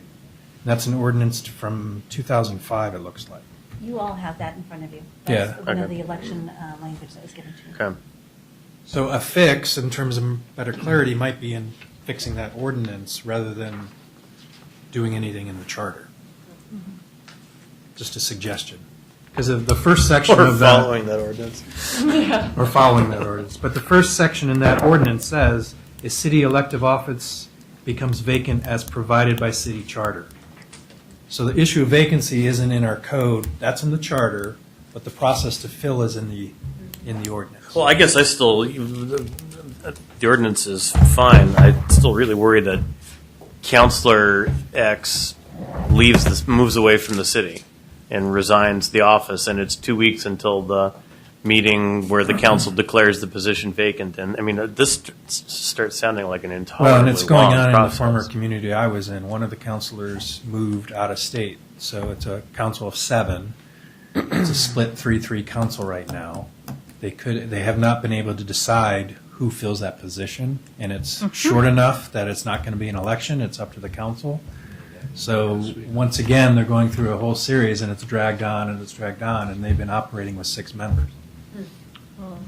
So let me ask you this: if we wanted to recommend a absolute time limit that whatever ordinance needed to comply with, what would be the minimum time limit that could feasibly be done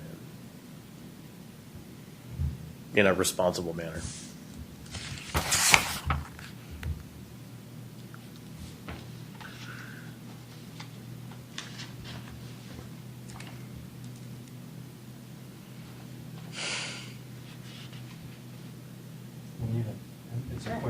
it is quick. I'm thinking 30 days is tight, going off the code. The council would need to, number one, provide public notice. Okay, so you have to provide the public notice in the neighborhood, organizations, 2 civic groups, and a newspaper of general circulation. So the Oregonian is what we use for general circulation. So you provide notice in the public notice section for 1 day. Do you post it? What type? So that's what you're kind of looking at, is the actions that you do have to do don't really stipulate for how long. And then the deadline for submitting applications at least 2 weeks after the notice. So there you're 30 So you days. set a notice for a day, a particular day, and then based on that notice indicates applicants have 14 days later to submit an application by. So there, you've already taken that 2-week period. But you don't have, I mean, that's what the ordinance says. We could shorten that 2-week period, right? For the application window, for example. You mean not allow it for the full 14 days? Well, that's you're reading from the ordinance, right? Yes. Correct. So we could make you have to change the ordinance by specifying a shorter window. And the question is, if we could create a process out of whole cloth, what's a reasonable short length of time for that process to take? I would think 30 days, from noticing to application to scheduling interviews, and then coming up with a resolution to appoint. That process could occur within the 30 days. So let me turn it to committee members and see if what we said was a fairly simple vacancy. The council must fill a vacancy of less than 13 months in duration within 30 days of the position being declared vacant, and then they go off and do an ordinance that does whatever the things that fill in the blanks. Does that make sense to people? 30 days is a really short It period. is tight, it's very short. So 45? Why do we have to, I know it's in the ordinance, but of a duration of that short, where you've got 13 months or less, why can't the council just appoint somebody? Well, and here it doesn't say anything about having to do interviews and whatnot. I mean, it's the application process, and the council nominates, seconds, and votes on it. It No, doesn't. there's the nomination. So going back to Mr. Silvercliff, your question of why can't they just appoint? Who are they going to appoint? Pardon me? Who are they going to appoint? Somebody that they feel is a wise individual in the community that perhaps has served as a counselor previously or other So you have positions of responsibility. You're not talking about a lifetime, you're talking about 1 year or less, basically. So what, playing the devil's advocate and what I've seen to some degree is the potential for, where you're nominating your friend, you're nominating your chamber partner, you're nominating, well, I want my neighbor. Well, who's to say that your neighbor and my friend aren't more qualified? And then you have somebody from the audience saying, wait a second, what about me? I don't know either one of you, why do I not qualify? So you have that opinion process of 7 different individuals trying to. Six. Trying to determine who is the most qualified. I understand your points. We've had that occur Go ahead. for this committee. Individuals who felt that they may have been more appropriate to be nominated. And I have to admit, Chair Allen, that I'm not convinced that we should mandatorily require the council to perform an action, which in this case would be to fill an office. Because we also then end up with the what if. What if they don't? You write a punishment that if you don't appoint within 30 days, you lose your office. Well, I mean, that's the whole charter's full of that kind of stuff, right? Yeah, I know. But I'm not convinced for a period of 13 months that if you can't get a council to agree on who they're going to appoint for the 7th member, that, I guess maybe we could live with conflict for 13 months. I guess what I am thinking is that in the absence of having said anything about it, the process has devolved to one that is probably 2 or 3 times longer than it takes to fill a vacancy in the state legislature. And that's leaving people unrepresented for that length of time. And I, whether it's 30 days or 45 or whatever, I think we could identify a length of time that would put some immediacy to it. And I think people would be able to get it done. Right now, the lack of that time causes it not to be very immediate. Efficient, yes. Do you see that better being in the charter or in the ordinance? Well, what I would do is I'd put the time limit in the charter and leave everything else to ordinance. But I mean, I agree. I guess I would suggest 45 days. I know that was an odd number before, but I think 6 weeks, I think it was a month and a half, as a valid amount of time, because it wouldn't require them to change, but it also gives us a kind of a time frame around which that seems fairly reasonable. I think so. I absolutely agree. I Okay. do a lot of permitting work where you have to do public notices and you get responses, and I think 30 days really is short. Okay. And- Again, so I would say that the difference between the state legislature right now, that process being 30 days, is many of those staff, those people who are involved in filling are paid. Whereas, when we're trying to recruit volunteers in a city, I mean, Yeah. city councilors are all volunteer, the mayors, I mean, you're trying to go out and do this on top of your day job, so that's why I would. So 45 days, can we live with Sounds good. that as a, Brian, you Yep, okay with I'm that? good with that. Neil, can you live with that? We go. Okay. So the one thing that council can control is their own meeting schedule, right? I mean, we meet the first and third Tuesday of the month, but we can have a special meeting. That's right. I mean, the length of period of time is dictated by, in some respects, by the first and third Tuesday of every month. But there's nothing to say that the council can't have a special meeting to declare a vacancy to get the process going. I mean, nobody says you have to wait until the Right. next council meeting. And it doesn't mean you have to get everybody, it doesn't mean that you have to get everybody from council. You just have to have a quorum to declare the vacancy, and then that clock would start ticking. And obviously, any council that wants to fill the position to complete representation would maybe not necessarily wait until the next meeting. If it happens in August, we usually only meet once in August. But we would, the mayor or somebody would, get enough people to declare a vacancy and have a special meeting, which Sylvia would notice or the city recorder would notice, and then they would declare a vacancy and communicate the application process. Yeah, adding a time limit wouldn't in any way keep the council from Nope. doing it faster than Right. that. Nope. Right. So again, when Sylvia was discussing the process as it stands now, I would make sure that we keep the length of time somewhat open so that we can have as much public participation as possible. So that if we make it too short, I mean, I would be concerned that we wouldn't effectively get the word. Again, we're all volunteers. We're trying to get the word out for things within our community at a fairly quick pace, but it does take some time to get the word out. And so I'd want to make sure that we continue to have a process where we can get as many people involved into that so they can apply. And they need at least 2 weeks, at least. I think at least, and I think that's important. Okay, so I think we're comfortable at 45 days. That ends the list of things that I had flagged on the election-specific topics, unless there's anything at the moment, recognizing we'll have more chance to come back. Is there anything else either that I've missed or that's occurred to anybody? No, but I have a question, Chair Allen. Yeah. So when we go through this on all these sections, we're going to get a version of this and track changes so that we can look at what some of those edits were. Well, that's what I wanted to talk about Oh, next, was okay. kind of process going forward from All here. I right. just want to make sure I haven't missed any substantive issue that anyone's got. So, Under qualifications, Sure, do we Brian. want to address nepotism at all? oh shoot, I did miss that. And so there's two ways we could address nepotism. One is that you can't run if you have a family member, however you want to define it, or that you can't serve if you have a family member, which then gives you the choice of either you serve or your family member quits. Right? I'm not sure that's legal, but Don't think it is? Oregon I read the nepotism part of the Oregon law. It actually allows nepotism does. under a lot of conditions. And you have to be careful how you restrict it. I know there were several court cases in Colorado when I was there. Oh, really? Where the Supreme Court decided nepotism's okay as long as there's not a direct supervisory link.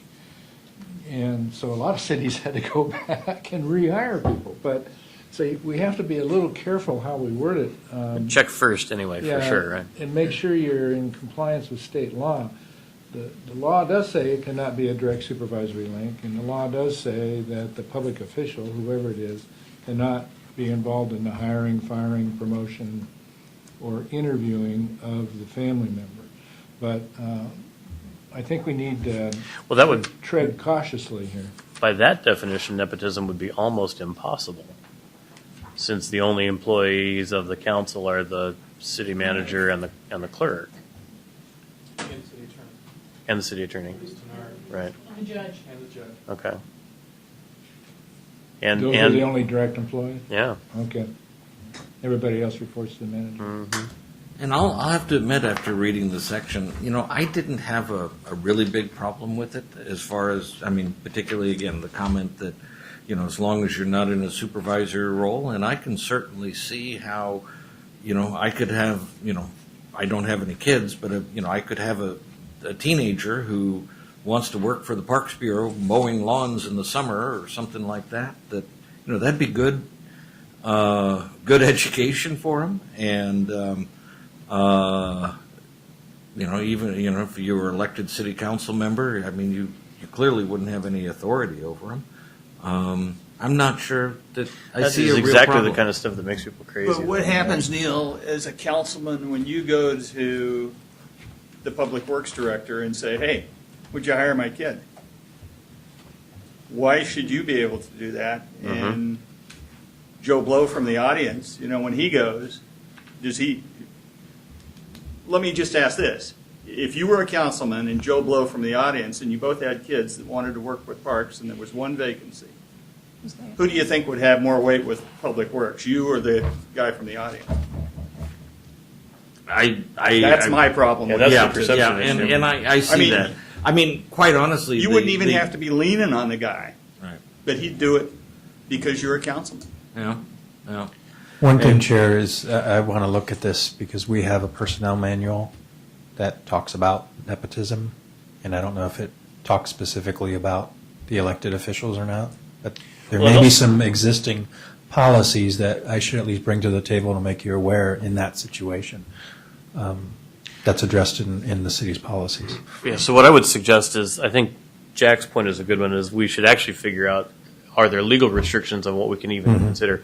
I think Brian's exactly right. And for the reasons you talk about, I would never entertain my kids having anything to do with anywhere I work just because I don't want to create the appearance of that kind of a circumstance. But that's different than making it illegal or a violation of the charter. So maybe we can get some guidance on what we can consider before we get too mired down in a discussion about it. I think that might be the way to do it. The state law pretty much didn't say that you couldn't, but it said that you couldn't participate in the hiring and gave a bunch of things. And if that's as far as we can go, Right. that's pretty weak in my view. But I agree. So let's add that to the list of things that we want to. So in terms of where we go from here, if you could remind me on the calendar what we decided our last date for action was to get things to council in time for their consideration before the election.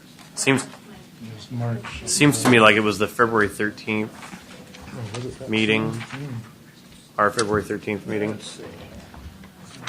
But it might have been the 27th. 25th is what I have, I think. At the planning commission meeting? You guys had scheduled two meetings out in February, the 13th Mhm. and the 27th. Mm-hmm. And I believe it was having your work concluded. I don't know, it was by the 27th. I think it was the notion of a public hearing on the 13th and a final vote on a recommendation by us to council by the 27th. By the last meeting in February. But if the minutes, we went through that in the minutes. Yeah, February. So at this point, the minutes are just need a final proofing, just Okay. for editing. So I should have those to you by midday tomorrow. So the question is, are you able to come back to us by the 16th with some kind of a document that would be, if not actual charter language, a list of changed charter places where we've got changes to the charter provisions? As far as like detailed minutes, or what do you mean, like a document? No, like we're going to propose 17 changes to the charter, and they are: change one is go from a position election to all-in-one election, and change two is to the charter with draft changes on it, with track changes on it. So do you want me to produce those track changes based on the last two meetings? Right. That would be delightful if you can do that. I will do my best. So the question is, can you do that? Can you do that by the 16th? It's not, I want to clarify, it's identifying the sections that you've agreed to do more work to potentially change. I would Not hope- coming up with final language. I would hope that it's probably a little bit of three different things. Okay. I would think there are some that are simple and straightforward, and that it actually would be track changes language. Okay. Right? There would be some that would be, you talked about changing this in some substantive way where you flag the substantive way. And the third would be, this is one where we need more information, or you want more data, or we need legal advice, or whatever. Does that make sense? Absolutely. Can't even explain it to me. So how about we come back on the 16th with as much of that as you're able to do between now and the 16th. Okay. And we start then, so then our job at the meeting on the 16th will be to turn anything that's not charter language into charter language. So we'll be wordsmithing on the fly here, right? And you'd be able to come back again on the 30th with whatever's left plus then whatever we've done Anything that far. additional. And we'd be able to then, on the 30th, land on a preliminary proposed set of changes that would be out for public hearing in front of us on the 13th Of February. of February. Okay. The Are you with me? 2 or 3 places where we needed some legal advice. That'd be Could part we of get what that by the 16th also? So what we can do is when we're done recapping the to-dos, I did mark, I have four different items where I noted you guys wanted legal advice on. So I just need to confirm that either Joe has something in addition or the chair has something in addition to those. What I can do is, hopefully by tomorrow, myself or Joe put an email out to legal, give them some time, give them to address these items, and hopefully have a response to us by the 1st of next week. So that we can take that response and incorporate it in the changes that I'm going to bring in that draft document. And basically, I would just flag each section, for example, and just put on there, legal advice sought, legal opinion, and just cut and paste that legal opinion if I can do that.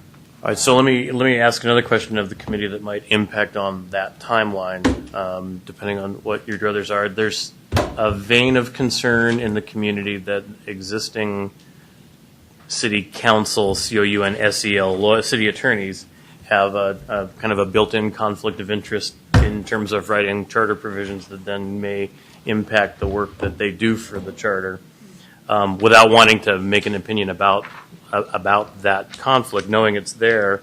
Do we want to suggest or request or make a recommendation to the city to obtain alternate counsel for purposes of advising on the charter, so we aren't using the existing city attorney, and we can maybe try to dodge that whole issue? And maybe before you say what you think about that, Joe, do you want to talk about how feasible that is? Well, the timing concerns me, just my initial reaction. Is it feasible? I think it is feasible. I think the other complicating factor is your model charter has our existing city attorneys, and that's been some of the frustration with people, that the model charter that the state uses was developed by our existing city attorney, and now we're going to have our existing city attorney weigh in on language Their own that they model. drafted. So if we could get alternate counsel in a timely manner, I think that would kind of take that issue away. It would have to be someone that has some expertise in municipal law, and there are others out there. I'd have to scramble to do that, to get you answers in a timely manner, but it would have to be a very fast process. And it would have to be something that, now we get into, the city attorney is hired by the city council, not by the city manager. So who gets to decide if we're going to use an alternate, is it my decision as the city manager, which would be quicker, or do I now have to go and have a discussion with the council because they're the ones that ultimately hire the city attorney? I'm not trying to complicate things. Yeah, no, but, no. There's a process here. Yeah, I So think Chair Allen, I have that, a- just from the way we were formed, I think we've got to go back to Linda and have her go back to council. And, you know, if we want to Why do say, hey, we need council, you know, Why do other we- than. Why do we need to have a second opinion now? Why can we not have the city attorneys now craft language and at least buy some more additional time for another opinion from another law firm on that? Does it have to be by I know we've got a strict timeline, but what was the next date? 16. Yeah, the 16th. 16th. Why not have language crafted on the 16th, but then comment from a second opinion by the 30th or something? Yeah, I'm. Believe me, I'm not wedded to that notion at all. I'm trying to kind of think outside the box. Yeah. Is there a way that we could avoid that becoming a big kerfuffle in the whole scheme of things, and not having our existing city attorneys do the work seems like a way to. But with what we just found out about, you know, the model charter and PNR city, maybe we should make a recommendation as the Charter Review Committee to council and let them act on it. That we go outside and seek additional counsel. I mean, we do that. I'll give you an example. For labor negotiations, the practice has been, and we're going to do this again, is we do not normally use BEH for labor negotiations because they don't really have that expertise. Probably bond issuance and that kind of thing. And as well. there are other types of specific legal expertise that we go outside our normal city attorney process. So how about this? How about you work through existing legal resources for the immediate questions that we have for the minute, I think, as a way to do it. If we choose to make a recommendation, we make a recommendation to Councilor Henderson to take back to council the request that the city authorize alternate counsel for purposes of advising the committee on what occurs before we make a final recommendation back. Does that work? Yeah. Does that make sense to people? Would someone like to make a motion along those lines? The wheels turn. A way to get a second opinion? Well, I do. How much money are we talking about? Attorneys are expensive. If we get an alternate counsel, they're going to charge us more. I'm not that overly concerned. Okay. From what I think, you're going to get an outside perspective, which I think will be healthy, versus having. Well, I agree. I'm just talking, you know, maybe we're talking another $3,000 to $5,000. We can afford that. I think it's a worthy investment. Well, I think it'd be worthy of investment also, but Yeah. I know that we're very cautious about the dollar. Yeah. I'd like to go ahead and then move that we recommend to city council that alternate legal advice be sought for our charter work. I'll second that. It's been moved and seconded. Discussion. By the 30th, correct? I wouldn't put a date on it. Okay. Yeah. I'm just But just- seeking recommendation, or we're recommending to city council that alternate legal services be considered. Because you may do it more than once. Yes. Yeah, Right. okay, good. Right. Yeah. Any other discussion? All in favor say aye. Aye. Opposed? Motion carries. All right, in that case, is there anything else that we need to talk about tonight before I reopen for public comment? Yeah, Neil. I had one that I discussed with you briefly on email, which is after we've put this package together in prior, for public hearings, so to speak, what do we want that public involvement to be? Do we want to think about having it as a public hearing where our committee is sitting here, people are sitting at the tables and addressing their issues to us, or do we want to think more along the lines of an open house that the Planning Commission frequently uses? A couple of little poster boards sitting around the corner with the various issues being there and the committee members attending and allowing that public to have one-on-one discussion with you. So I'm kind of interested in how that public format might be considered. Well, I prefer the open house technique, seen it used a lot, but what are the legal requirements? I assume we'll have to have a legal public. Going to be. Even though you're on a very tight time frame, you could have you're probably going to have two opportunities for the public to weigh in. So you, as the Charter Review Committee, the Citizen Committee, and I heard that the Planning Commission's kind of open house where people could go and have conversations was very successful. Do something like that at this level, get public input, and then you're going to make a recommendation to council. Council could have a more official public hearing on those. They're going to want to hear themselves from the public. Maybe that's the more traditional public hearing process. So there's two different opportunities for the public to weigh in. Ultimately, council gets to decide what to put on the ballot. So that's maybe the suggestion, is to do the two-prong approach. I think that the open house that we had for the town center plan was very successful and brought a lot of good perspectives to the table, so I'd like to see us use that type of model. But just kind of an off-the-top idea that occurs to me, we might actually kind of be able to get 3 bites at the apple at that meeting on the 13th. We could divide that meeting into portions where we do an open house kind of a element, and maybe it kind of depends on how many people might want to participate in that, but we could have a Chapter 3 table and a Chapter 7 table, and you do a half-hour discussion of what's there at each, and you flip. And then at the end of that second half hour, we convene as an entire group, and we discuss what we heard, and we get general public testimony as in a public hearing. And so we'd get a chunk of public feedback about the whole body of work. We would deliberate and, fiddle with things as we saw fit based on that input. And then when we come back on the 27th for our final set of recommendations, basically, again, open for public hearing, kind of an atmosphere on what looks like the final work product. That would give the public probably 3 good shots at input to the final product if we structured something like that, and give us both a hearing environment as well as a workshop environment. And that seems like it comfortably fits within the amount of time that we have. Sounds good. Okay, anything else before I open for public comment? In that case, we are, again, open for public comment. Would anybody like to come up and tell us what's on their mind about charter issues? And when you come up, if you just give us your name and address for the record, that'd be great. I just have one question. Anthony Bevel, Lindley Way, Sherwood. Will this document that is proposed for the 16th, will that be online to be viewed by the public prior to the meeting?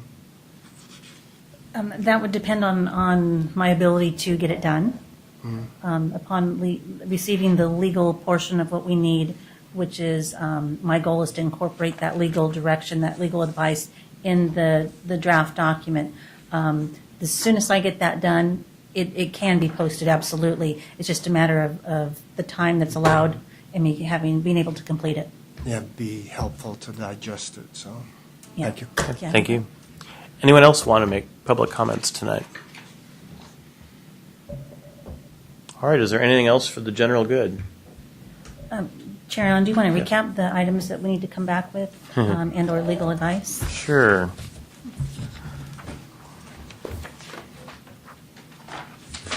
All right, the ones that I think that I captured were in 24, the correction of the reference to general elections, the issue that we are yet to land on in terms of term limits, although there was support for consecutive, whatever term limit there is, the phrase consecutive be worked in, and we need to deal with partial terms. And I heard only council. Only, this was my next point, is we're going to leave the mayor section 25 as is. Section 26, we wanted legal advice on whether the first sentence of the section is necessary at all, and if it's not, delete it, preserve the second sentence, which pertains to nonpartisan elections. I'm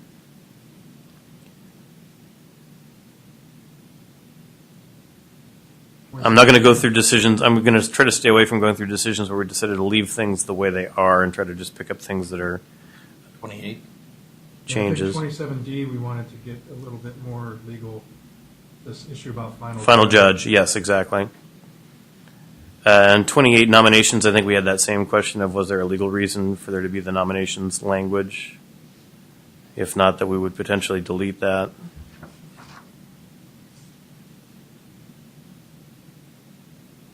Uh, 29 needs to be connected to whatever our final decision on term limits is.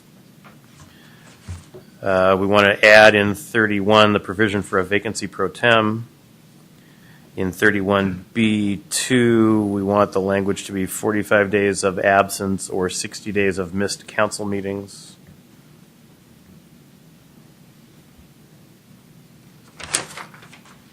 '32 needs to tie to 29 and the related term limit issues if necessary. And we want to restructure that to be more straightforward in terms of the vacancy is either over 13 months and it's by election or under 13 months and it's by appointment. And the appointment needs to occur within 45 days of the vacancy. Those are the things that I think I picked up. And then I had nepotism. Nepotism. Yep. Oh, that's right. We wanted to explore the nepotism issue To and see if, yeah. see what we could do, right? That's what I got. Anything else? In that case, all those in favor of adjournment leave. All those opposed stay.